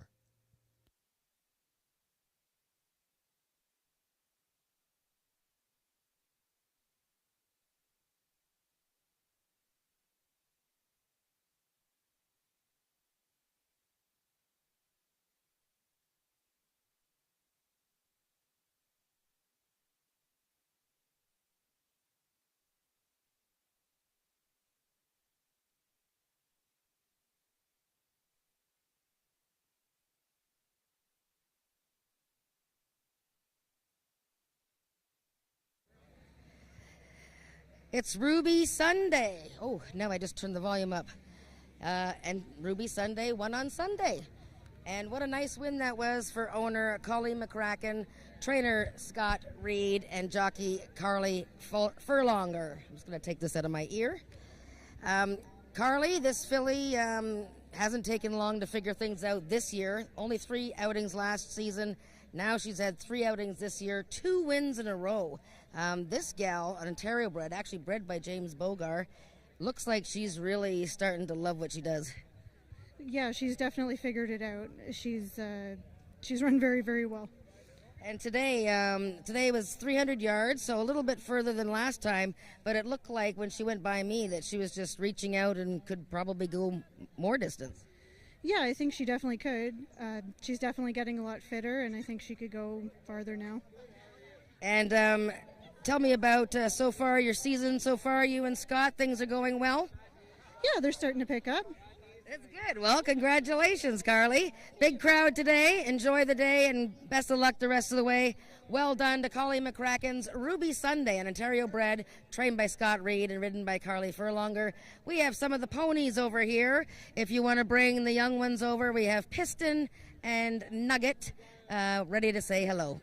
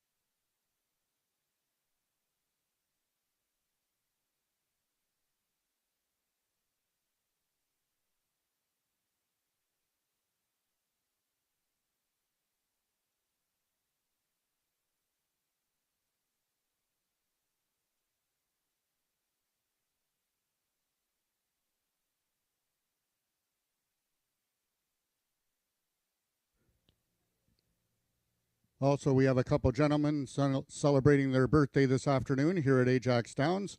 And on behalf from the gang, they wish you a happy birthday, Peter and Dave. It's now on the Jumbotron on the infield. Happy birthday, Peter and Dave from the gang.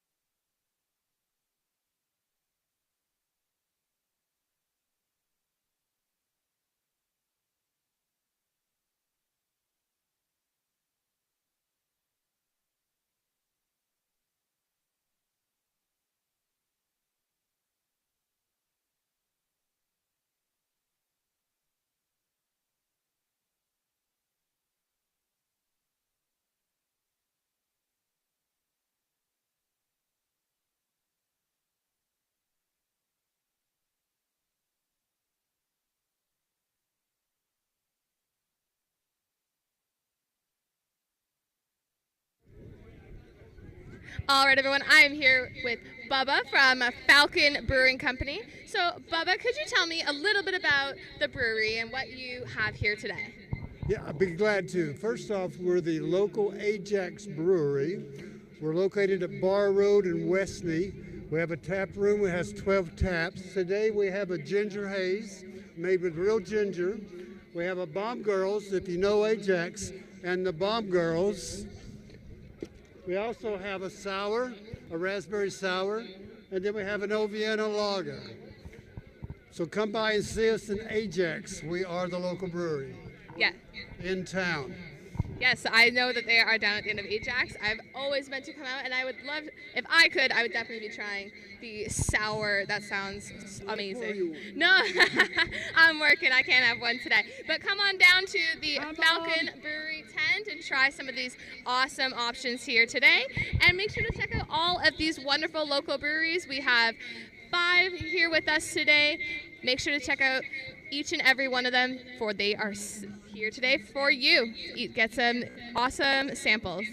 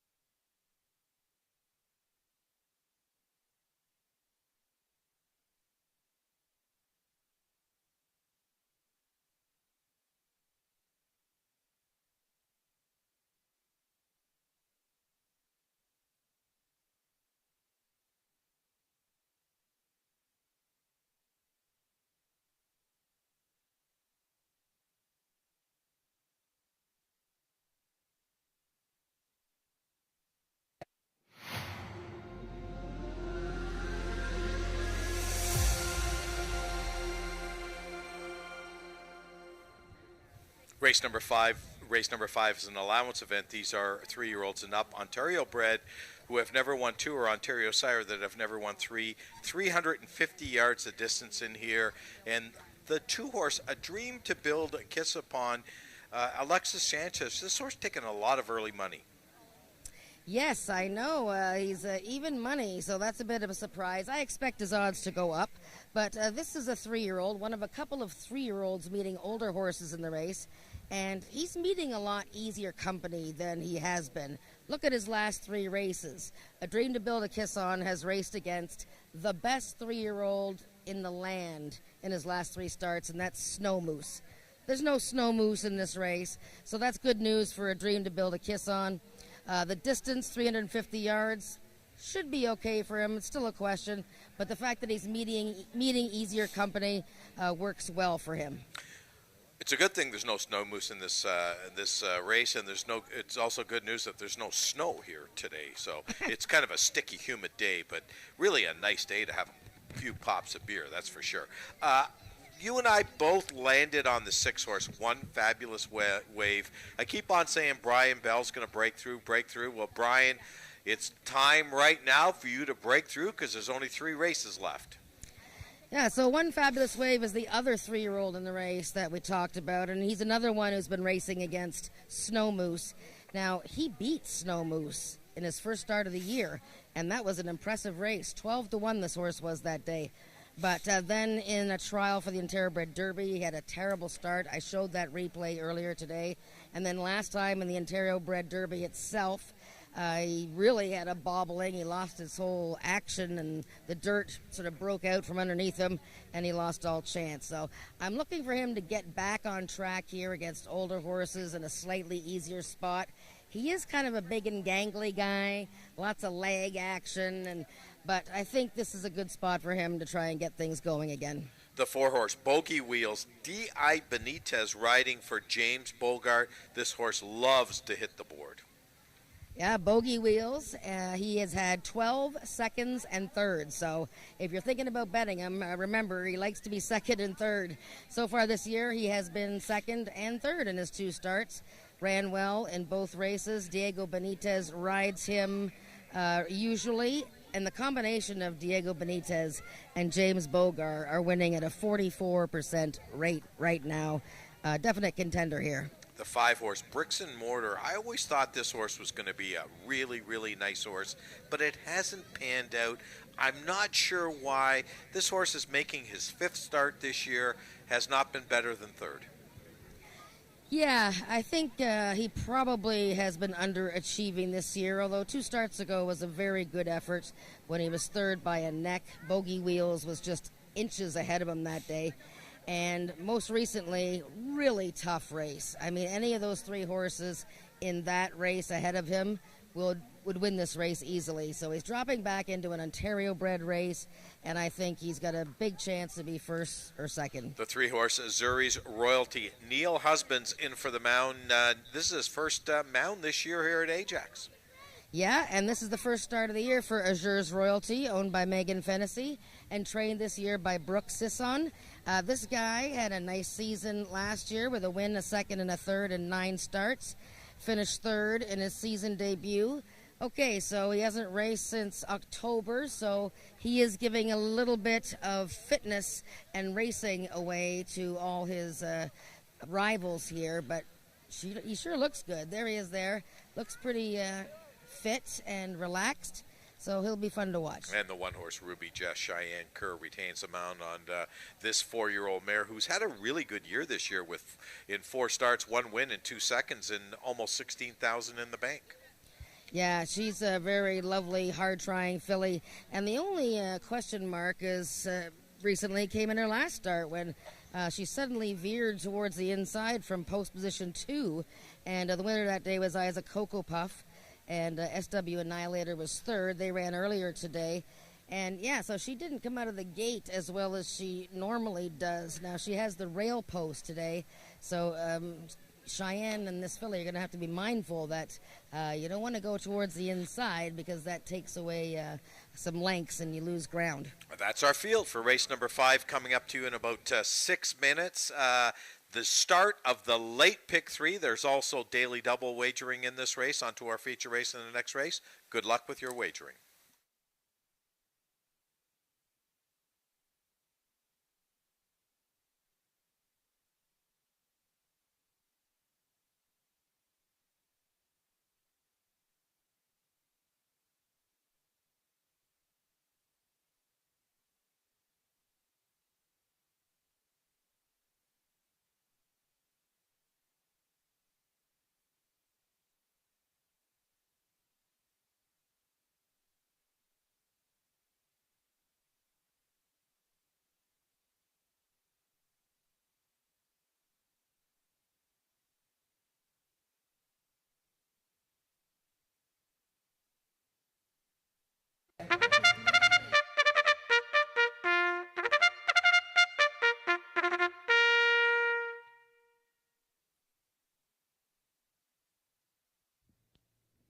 The horses are now entering the track for today's 5th race. It's an allowance for Ontario-bred 3-year-olds and upward, non-winners of 2 races, or Ontario-sired which have never won 3 races, running for a purse of $13,000. Number 1, Ruby Jess, owned by Dan Stevenson and ridden by Cheyenne Kerr. Number 2 is A Dream to Build a Kiss On, owned by Angel Carter and ridden by Alexis Sanchez.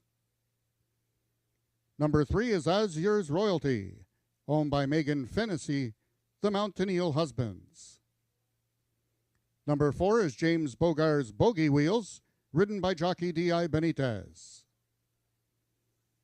Number 5 is Bricks and Mortar, owned by the partnership of Eric and Joyce Lettinen and ridden by J.B. Botello. And completing the field, number 6 is One Fabulous Wave, owned by the partnership of Carol and Jamie Robertson and ridden today by jockey Brian Bell. That is your field for the 5th race, going a distance of 350 yards.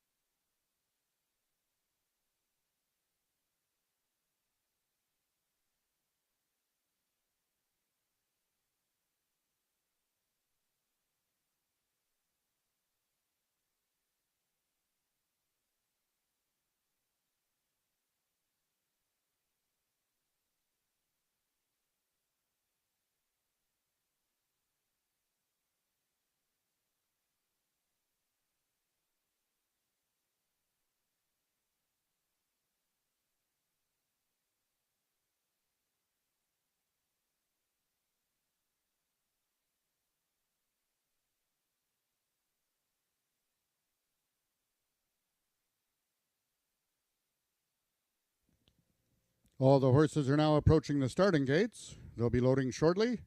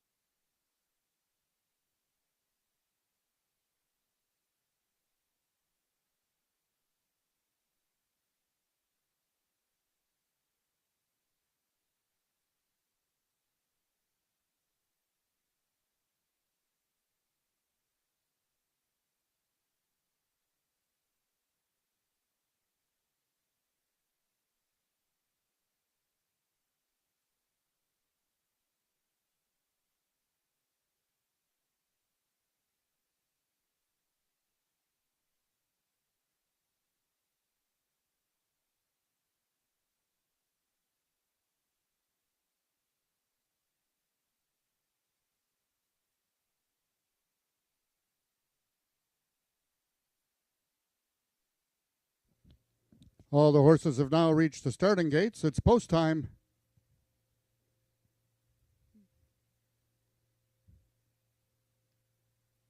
Horses are now entering the starting gates. First one in, number 1 is Ruby Jess. 9 to 5 on the board. Right alongside is number 2, A Dream to Build a Kiss On. Alexis Sanchez looking for his second win of the afternoon. 3 is Azur's Royalty. Neil Husband's lone mount of the afternoon, and Azur's Royalty making its 2023 debut, the lone gray in the field. 4 is Bogey Wheels. 5 is Bricks and Mortar. And the last one to load, number 6, One Fabulous Wave. They're at the post. And they're off. From the extreme outside, it's One Fabulous Wave. Towards the inside is A Dream to Build a Kiss On. Along the fence is Ruby Jess. Ruby Jess under right-handed urging, A Dream to Build a Kiss On. One Fabulous Wave, picking them off one by one. One Fabulous Wave gets up to win it. Second was A Dream to Build a Kiss On. Photo for show.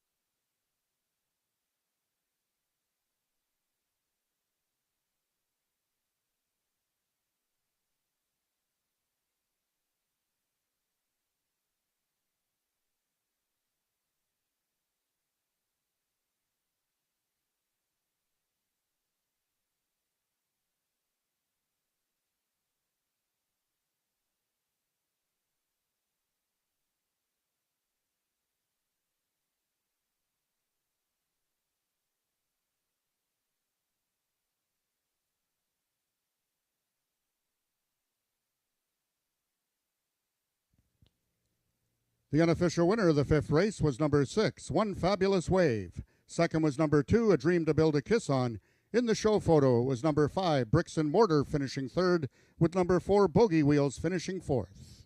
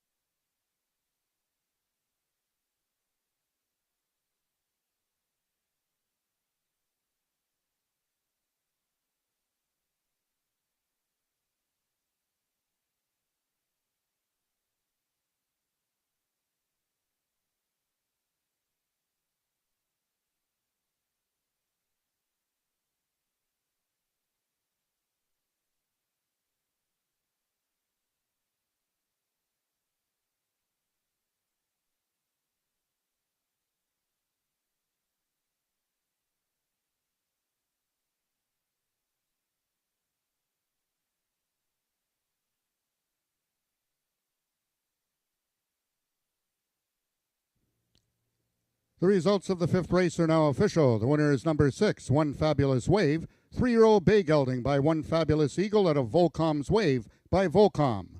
Bred in Ontario by Jill Cook and Vaughn. One Fabulous Wave is owned by the partnership of Carol and Jamie Robertson, trained by Bryn Robertson, and ridden to victory by jockey Brian Bell.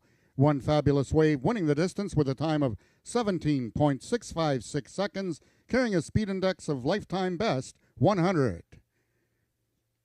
Rechecking from top to bottom, order finish in your program should read 526-431. Those are the total results of the fifth race. In this upcoming sixth and feature race of the afternoon, the 12th running of the Ontario Bred Maturity, we have some overweights. Number 1, First Cold Wave, 4 pounds over. Number 3, Had to Be Ivory, 1 pound over. And number 4, Heart of the Sun, 4 pounds over.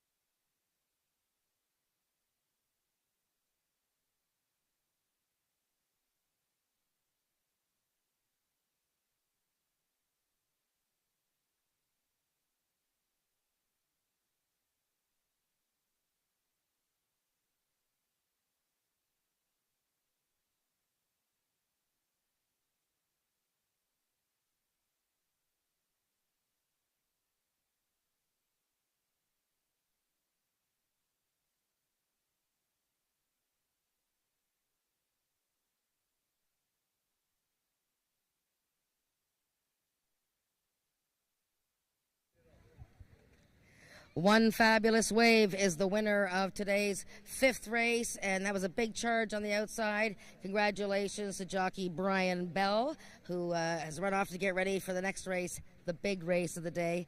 One Fabulous Wave is owned by Carol and Jamie Robertson, trained by this man here, Bryn Robertson, bred in Ontario by Jill Cook and M. Vaughn. That's right. One Fabulous Wave got everything back on track today, Bryn. He's shown all kinds of ability. He beat Snow Moose, the best 3-year-old in the land, at his first start of the year. But things have been kind of like wonky for him. What's been going on with him?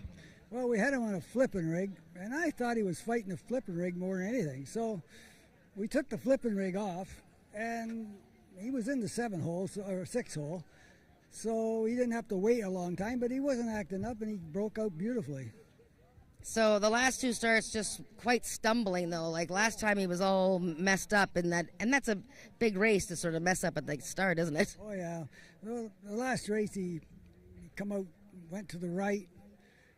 Another horse kind of bumped him, but he took off, and he come running, and he got up to 3rd or 4th. But he's got the speed. He's ran before pretty good. If I can get him straightened up, we'll be happy. And now the big race coming up, Had to Be Ivory, Bryn. I know you're going to get him ready soon. He hasn't run in a while because there hasn't been any races for him, simply because he's that good. He's won 7 in a row. What are you expecting today? Well, he had a great workout 2 weeks ago. He might be a bit stale, but he really tries. If he gets out good, it'll be hard to beat him. All right, well, good luck, Bryn, and well done winning this race, and maybe we'll see you in a little bit. Thank you very much. All right, that's Bryn Robertson, a trainer for his wife Carol, his daughter-in-law Jamie Robertson. Of course, son Mike is also involved, Zach Kennedy involved. Congratulations, everybody, with One Fabulous Wave. We have the stake coming up in 18 minutes.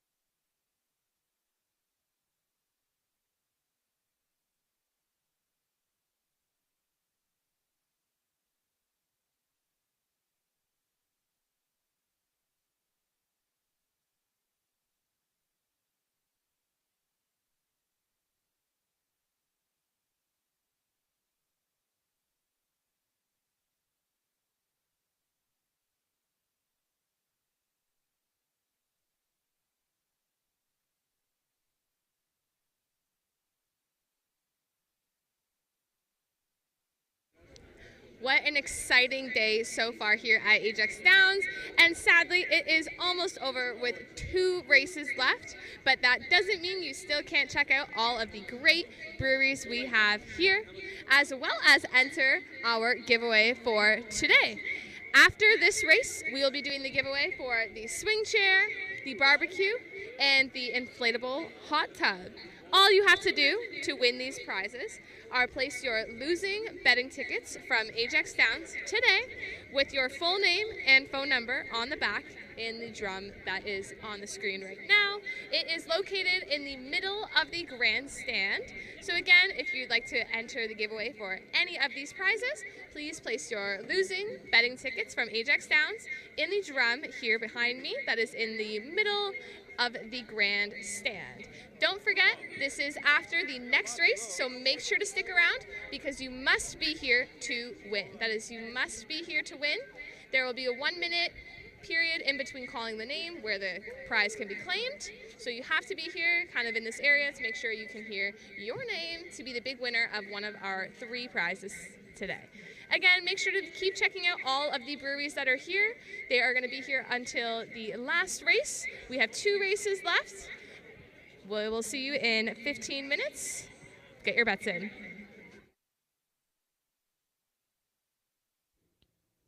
Also, ladies and gentlemen, we'd like to make another birthday wish here at Ajax Downs.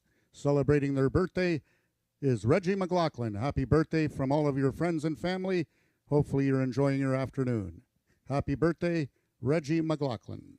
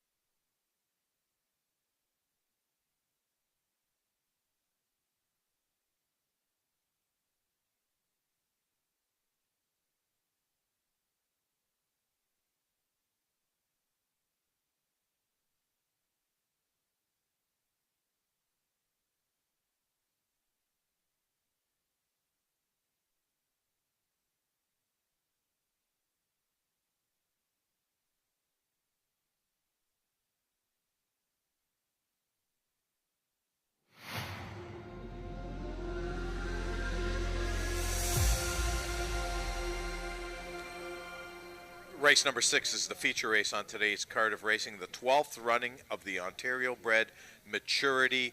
$38,880 up for grabs, and you have to get through the 3-horse Had to Be Ivory to win this race. Period, full stop, end of story, Jen. Yeah, it's nice to see the champ today. Had to Be Ivory. He's number 3, heavily favored. Here's the trophy right here beside me, Nick, for the Ontario bred Maturity. Well, Had you've always been a trophy girl, so. Yes, well, thank you.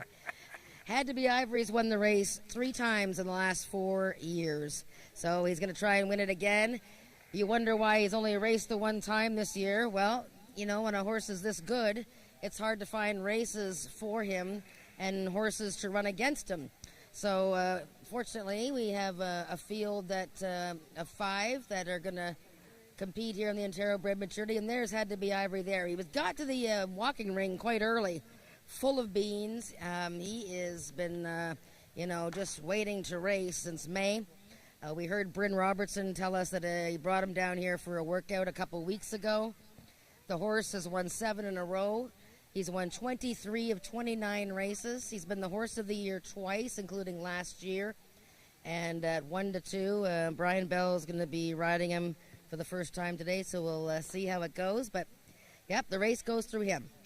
Yeah, and he's got a younger brother in here. The 5-horse Had to Be Relentless, full brother. This horse is not a bad horse. I don't think he's up to his caliber, but if anyone can beat him, could it be the 5? Well, they're kind of not similar looking, but they're both very big horses. Had to Be Relentless, a half-brother to Had to Be Ivory. He's younger. He's sort of looking at his older brother there. He's a big, big galumping horse. Not quite as speedy as Had to Be Ivory. He needs to get going out of the gate. He needs lots of distance. He's actually won his last 2 races in a row, but he was disqualified from his most recent because he sort of came out and interfered with other horses. But he has won 5 of 22, so it'll be interesting to see how he does against his older half-brother. Ramiro Castillo rides him for the first time. Okay, the 1-horse, First Cold Wave. No slouch at all. This horse ridden today by J.B. Botello, Jason Pasco, the trainer. Well, First Cold Wave was Ajax Downs' Horse of the Year 2 years ago when he was a 2-year-old. Top 2-year-old. Last year had another big season, over $50,000 in earnings. And this year he's coming off his first win of the season in his 3rd outing. Took a little bit of a class drop that day, June 28th, and got up for the win with J.B. Botello riding. He tried Had to Be Ivory earlier this year, finished 2nd. And he's a very good horse. I'm not sure about the rail post and how convenient that would be for him today with Had to Be Ivory and Had to Be Relentless, the closers on the outside. But he's a very honest horse, so you have to think he's going to be somewhere in the mix. Okay, I know you're taking a bit of a shot in here with the 4-horse Heart of the Sun, D.I. Benitez in the saddle today. You took a shot when I say that to run 2nd in here, coming out of a hot barn. Yeah, I mean, I am taking a shot to Heart of the Sun, and 7-2 isn't really very appealing odds on a horse that I thought would be higher than that. But he's a young horse that I think is developing into a top runner. He just won June 18th. That was only his 2nd outing of the year, and he beat Bogey Wheels and Bricks and Mortar. This is a much different category for sure, but if he goes up in odds, I would certainly use him in exactas. Okay, the last horse in here, of course, is the 2-horse Raptor.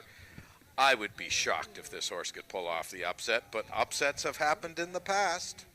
Well, Raptor has got plenty of ability, and he's been in the top 3, 11 of 23 starts. It's just, he's not normally competitive against this tough a horse. And one thing that sort of held him back over the last couple of years is he tends to break slowly. He's very calm and quiet over there. He's getting some nice pats from his caretaker there, Jennifer. And trained by Scott Reed and Carly Furlong are looking for their 2nd win of the day. But yes, he would be a surprise. That's our field for race number 6 coming up in 7 minutes. Don't forget, this is the first part of the late daily double. And we've got 7 races on tap. Enjoy the beer, boys and girls.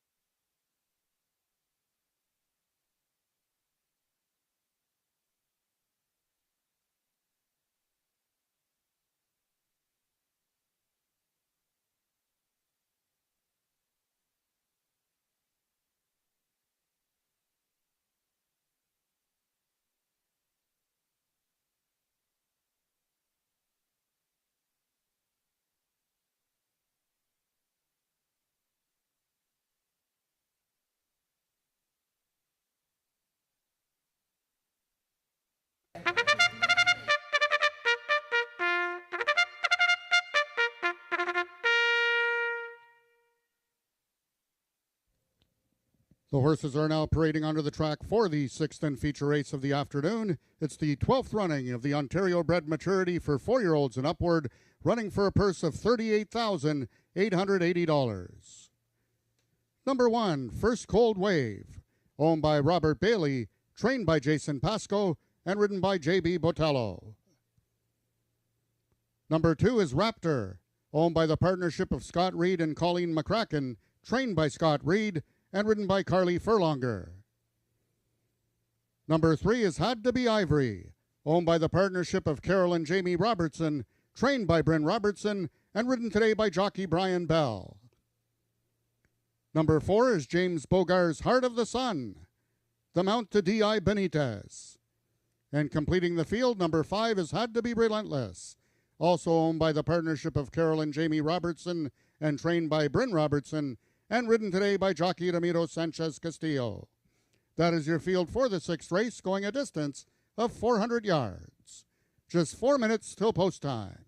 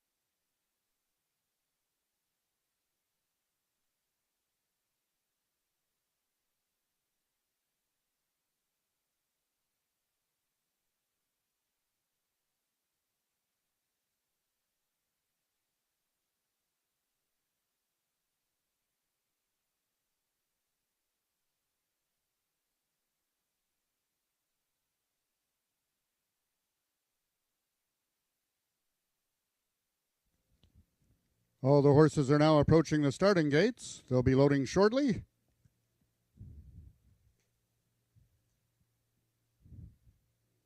We have 3 jockeys in this upcoming sixth race looking for their second win of the afternoon.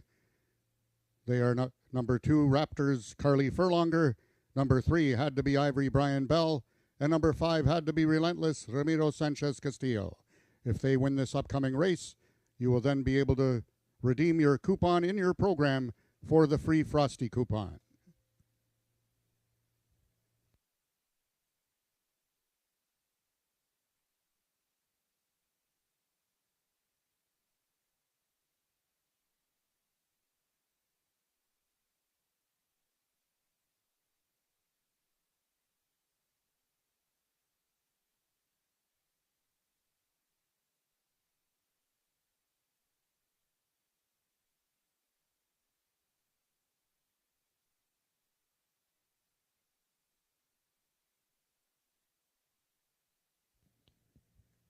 Also, ladies and gentlemen, one final reminder that live racing will not return this coming Wednesday, however, the following Wednesday, which is July 26th.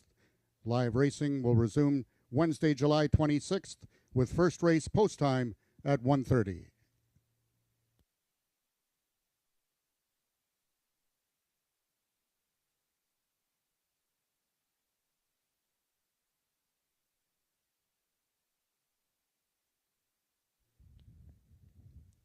All the horses have now reached the starting point. It's post time.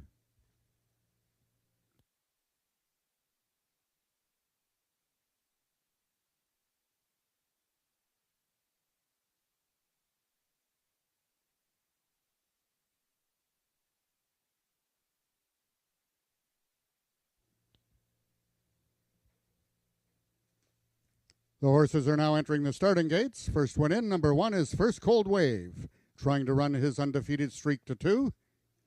Number 2 is Raptor.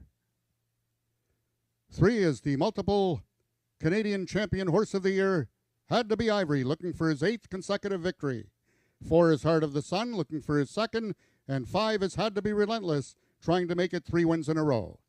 Here in the 12th running of the Ontario bred maturity, they're at the post.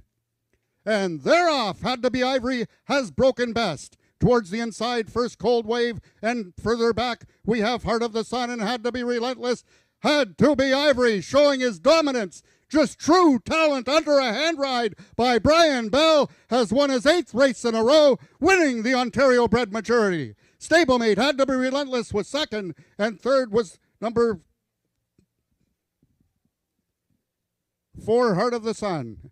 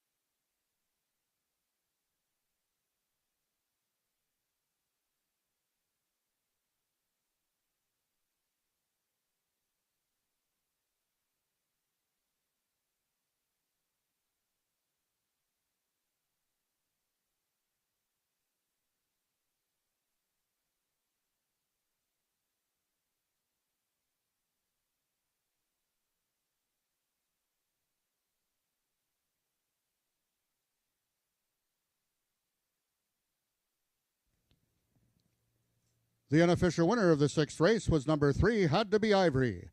Stablemate number 5, Had to Be Relentless, finished 2nd. 3rd was number 4, Heart of the Sun. And 4th, number 1, First Cold Wave.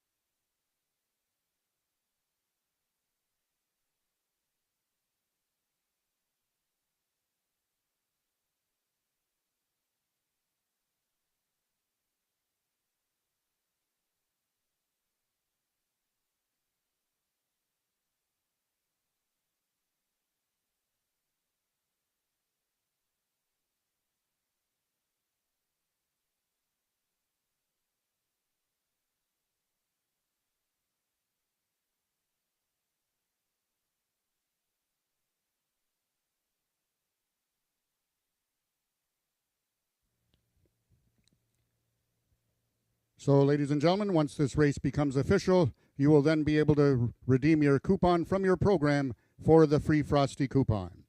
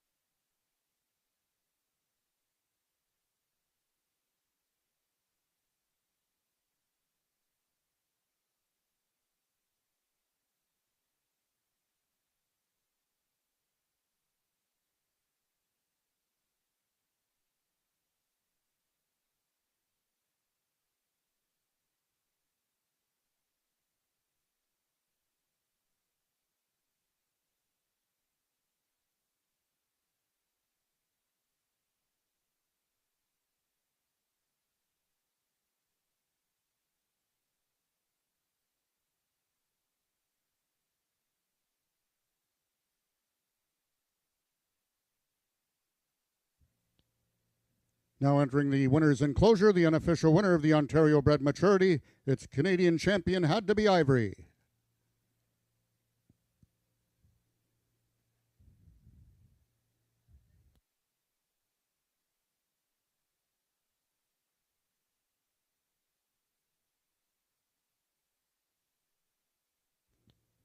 The results of the sixth race are now official. The winner is number 3, Had to Be Ivory. 8-year-old Bay Gelding by Ivory James out of Had to Be Fandango by Had to Be Nuts. Bred and owned by the partnership of Carol and Jamie Robertson, Had to Be Ivory is trained by Bryn Robertson and ridden to victory by jockey Brian Bell. That's back-to-back winners for the Connections. Brian Bell, Carol and Jamie Robertson, and Bryn Robertson in the sixth race. Had to Be Ivory winning the distance with a time of 19.612 seconds, carrying a speed index of 107. Rechecking from top to bottom, order of finish in your program should read 45132. Those are your total results of the sixth race. In this upcoming seventh race, just the following overweights.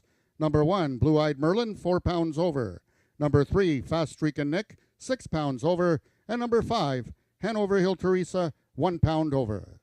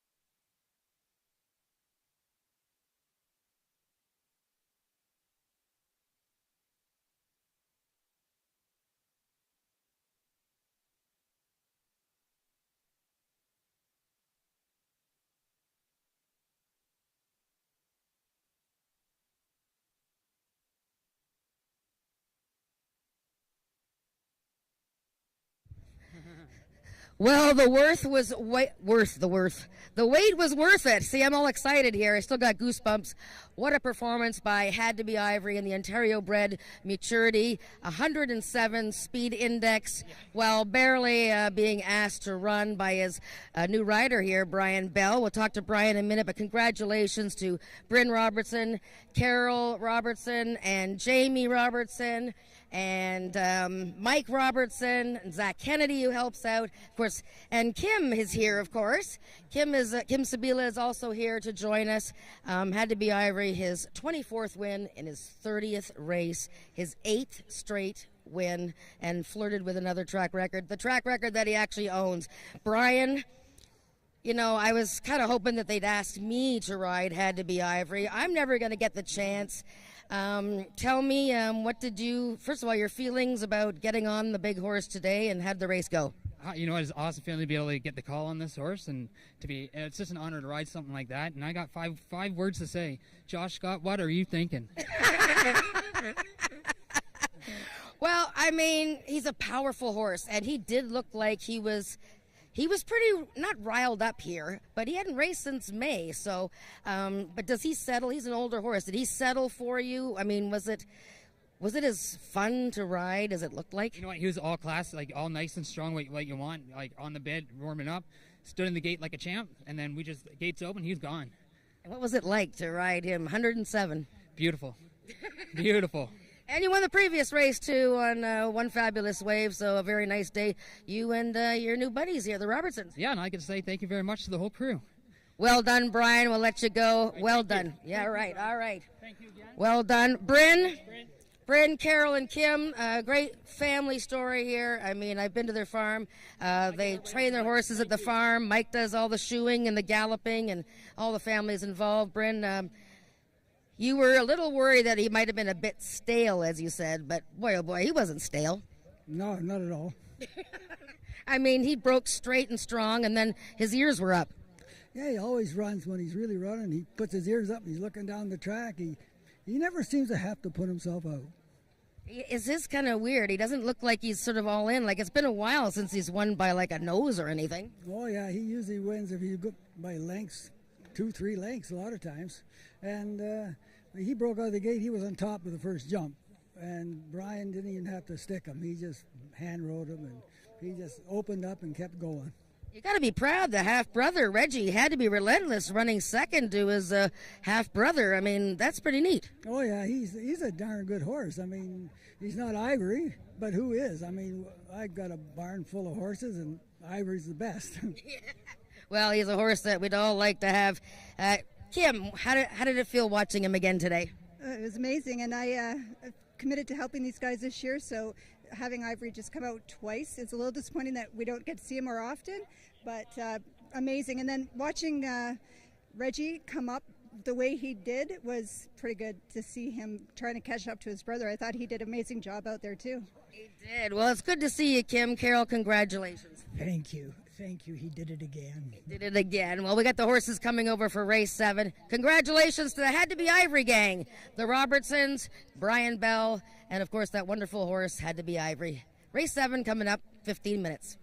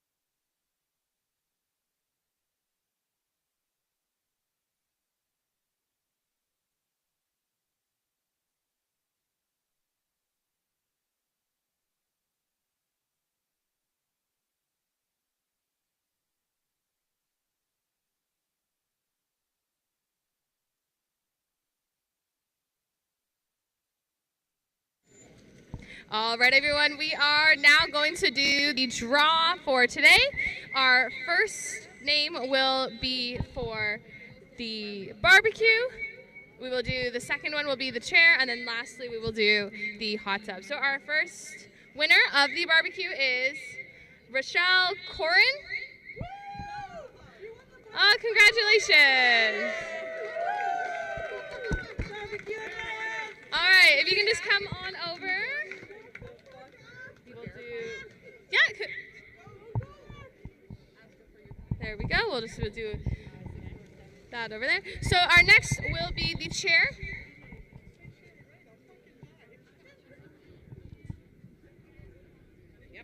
Okay, and the winner of the chair is Neil McHenry. Neil McHenry. Neil McHenry, if you are here, you have just 1 minute to claim your prize. Just come on down to the front of the grandstand. Give a little wave. Keep saying it? Yeah, so our winner of the swing chair is Neil McHenry.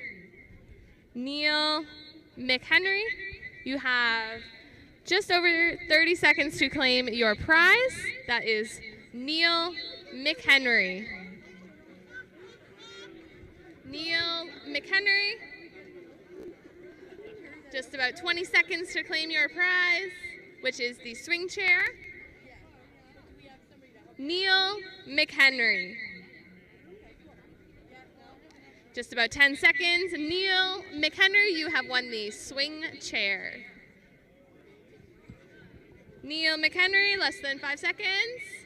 Neil McHenry, last call. That is it. We will do a redraw for the swing chair.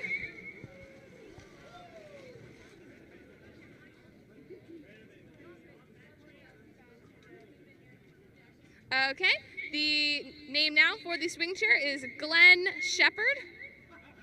Glenn Shepard. Wonderful, congratulations. Can you just go see the lovely Katina and she'll verify for you? All right, and lastly we'll be doing the hot tub. So this will be the name for the hot tub. Okay, so the winner of the hot tub is Dan Weiner? Dan Weiner?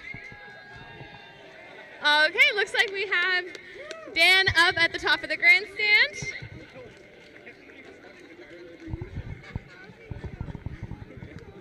Congratulations to all of our winners today, and thank you to everyone who has come out to Craft Brewery Day. Just a reminder, you can still use the last of your tokens as we have one more race left for the day. Be sure to use up those tokens and be sure to check out any brewery you have yet to try. There are some amazing local breweries here with some great samples for you to try on out. And don't forget to place your last bets for race 7. There is 10 minutes until post. We'll see you at the end of this race.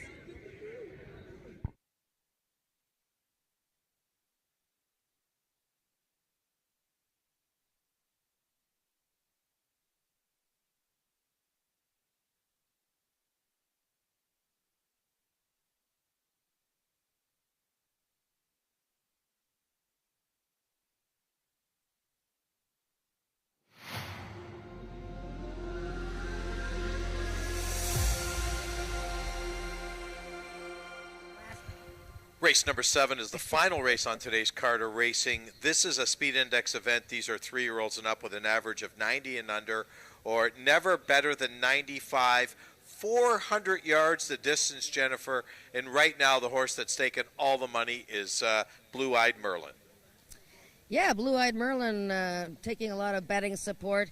Look, at this race is the second best race of the day, in my opinion. It's a very competitive, good-sized field. Same distance as the Ontario Bred Maturity. This is a 400-yard race. This is like an actual 2-furlong race. So Blue Eyed Merlin looking very good in the walking ring here. He's had 3 starts this season. He won his opener, and Diego Benitez will ride for James Bogar. Look at his last race. He was a good 4th behind Had to Be Relentless, who we just watched finish second to Had to Be Ivory. Okay, my selection in here is the 6-horse Just a Deal. Ramiro Sanchez Castillo riding this one for trainer Bob Broadstock. Yeah, Just a Deal. 11 days ago, just made her first start of the season. She's 7 years old now, and she got beat just a neck. She was closing fast at that 300-yard distance, and she's going to love stretching out to 400 yards. Just a Deal coming. She's coming past me right now. Big, solid mare. Never gets overly excited. She loves long distances. Right now, 4-1 are very nice odds. Okay, and your selection in here is the 7-horse Juice, Carly Furlonger for Scott Reed. Yeah, and I'm taking a bit of maybe a little bit of an outsider here. Right now he's 6-1, but Juice has been improving by leaps and bounds this year. Won his season debut on May 17th, and then just finished second by half a length in a tougher race than his season opener last time, running a 92 speed index. I'm just taking a look at him here. Very calm, just looking around, and I think he's an up-and-comer, and I think 400 yards is going to be perfect for him. Okay, the 3-horse, the horse with the best name in the race, Fast Streaking Nick, Eddie Walton, Joe Tavares. Well, he's 9 years old now, Fast Streaking Nick, and, at that age, he's probably going to need a race or two to get into fighting form.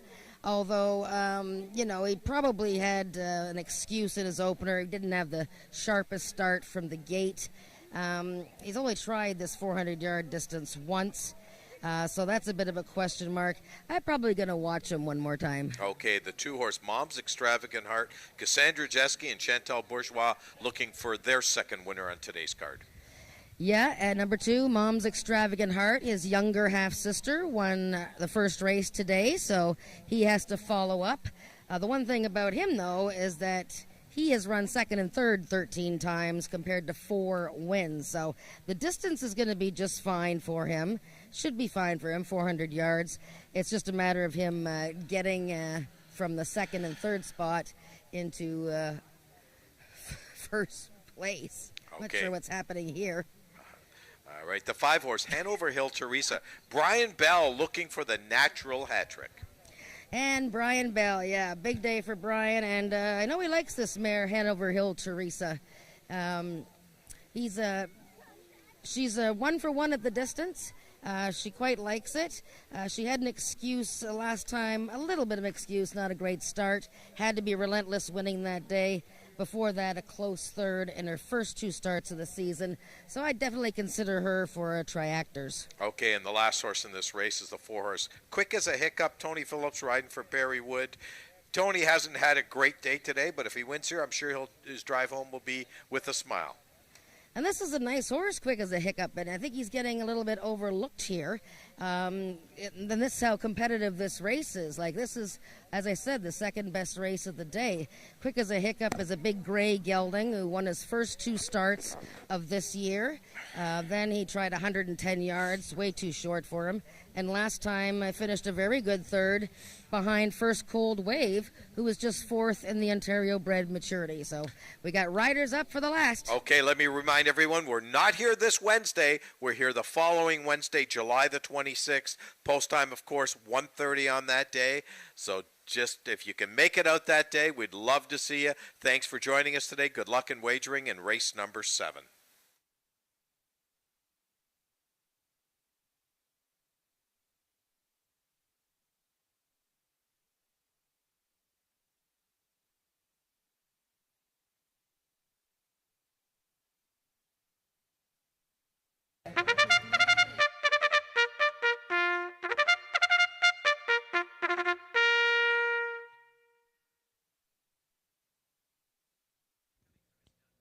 The horses are now entering the track for the 7th and final race of the afternoon. It's for 3-year-olds and upward with an average speed index of 90 and under, or with a speed index that has never been better than 95, running for a purse of $10,000. Number 1, Blue Eyed Merlin, owned by James Bogar and ridden by D.I. Benitez. Number 2 is Mom's Extravagant Heart, owned and trained by Chantal Bourgeois, the mount to Cassandra Jeske. Number 3 is Fast Streakin' Nick, owned and trained by Joe Tavares and ridden by Eddie Walton. Number 4 is Barry Wood's Quick as a Hiccup, ridden today by jockey Tony Phillips. Number 5 is the Peikoff Cattle Company's Hanover Hill Teresa, Brian Bell aboard. Number 6 is Jessa Deal, owned by the partnership of the Peikoff Cattle Company and Marie Broadstock, and ridden by Ramiro Sanchez Castillo. And completing the field, number 7 is Juice, owned by John Wilson and ridden by Carly Furlonger. That is your field for the 7th race, going a distance of 400 yards. 1 minute till post time.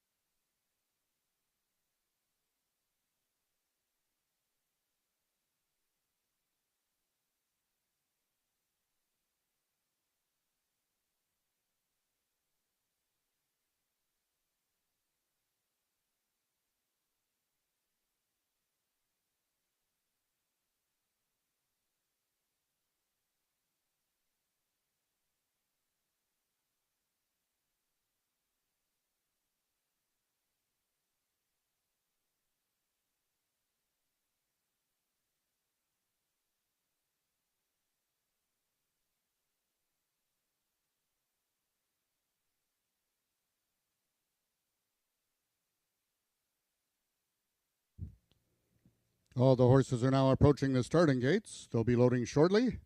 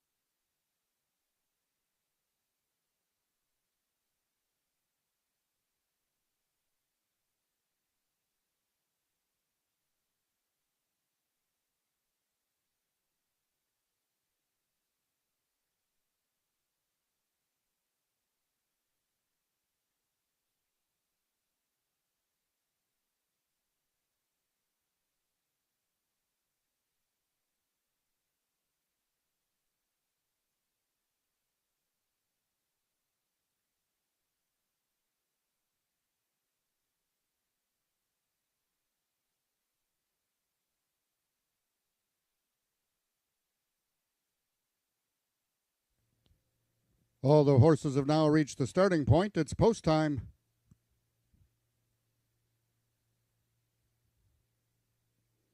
Horses are now entering the starting gates. The first one in is number 2, Mom's Extravagant Heart, trying to give Jesky and Bourgeois their second win of the afternoon.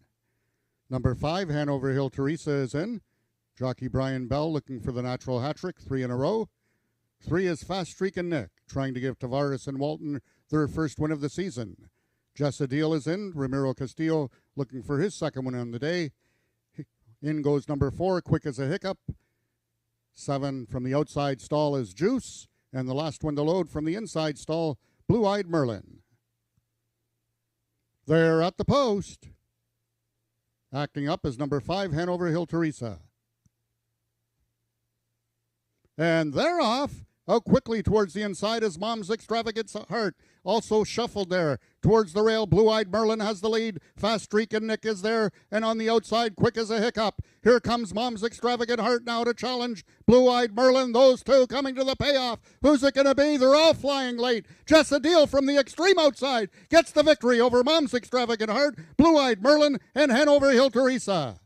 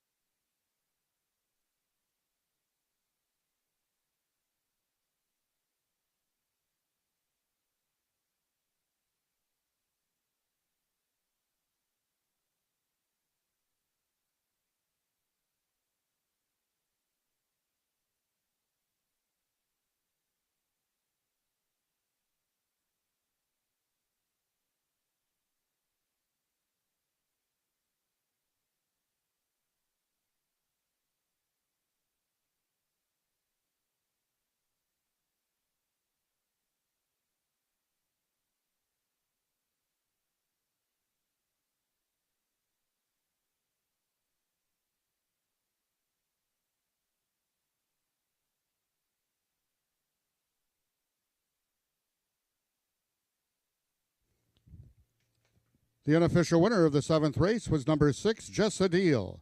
Second was number 2, Mom's Extravagant Heart. In the show photo, we had a dead heat for third between both number 1, Blue-Eyed Merlin, and number 5, Hanover Hill Teresa.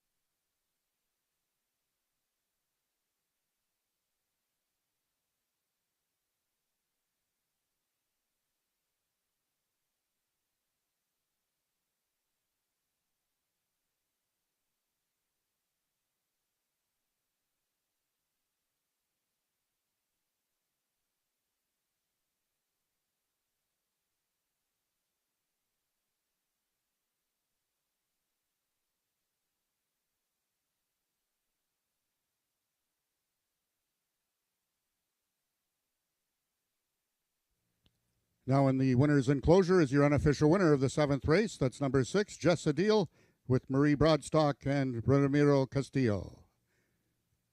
Their second win on the afternoon.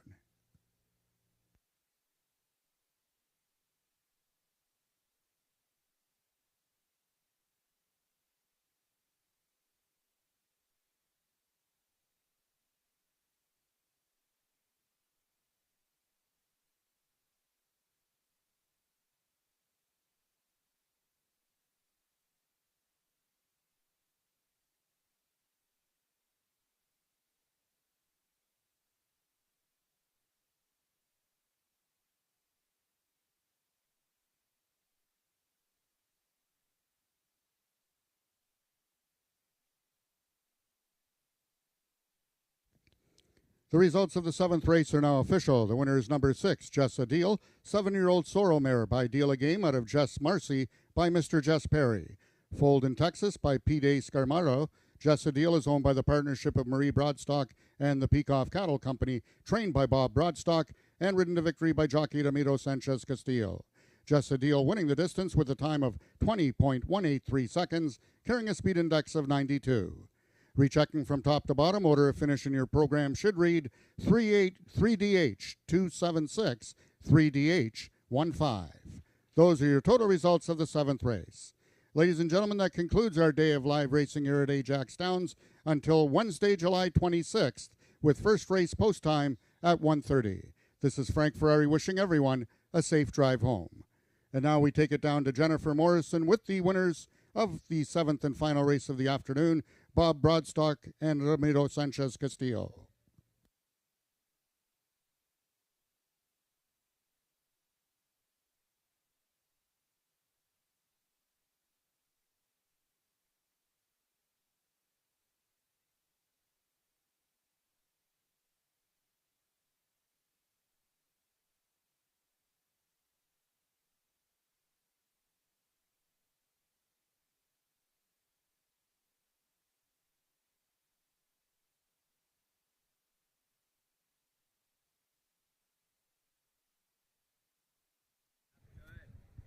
Jess Adil has wrapped up a wonderful day of racing at Ajax Downs here. There is tons of people here still, though, still enjoying the surroundings of the food and the craft beer, and people catching tickets.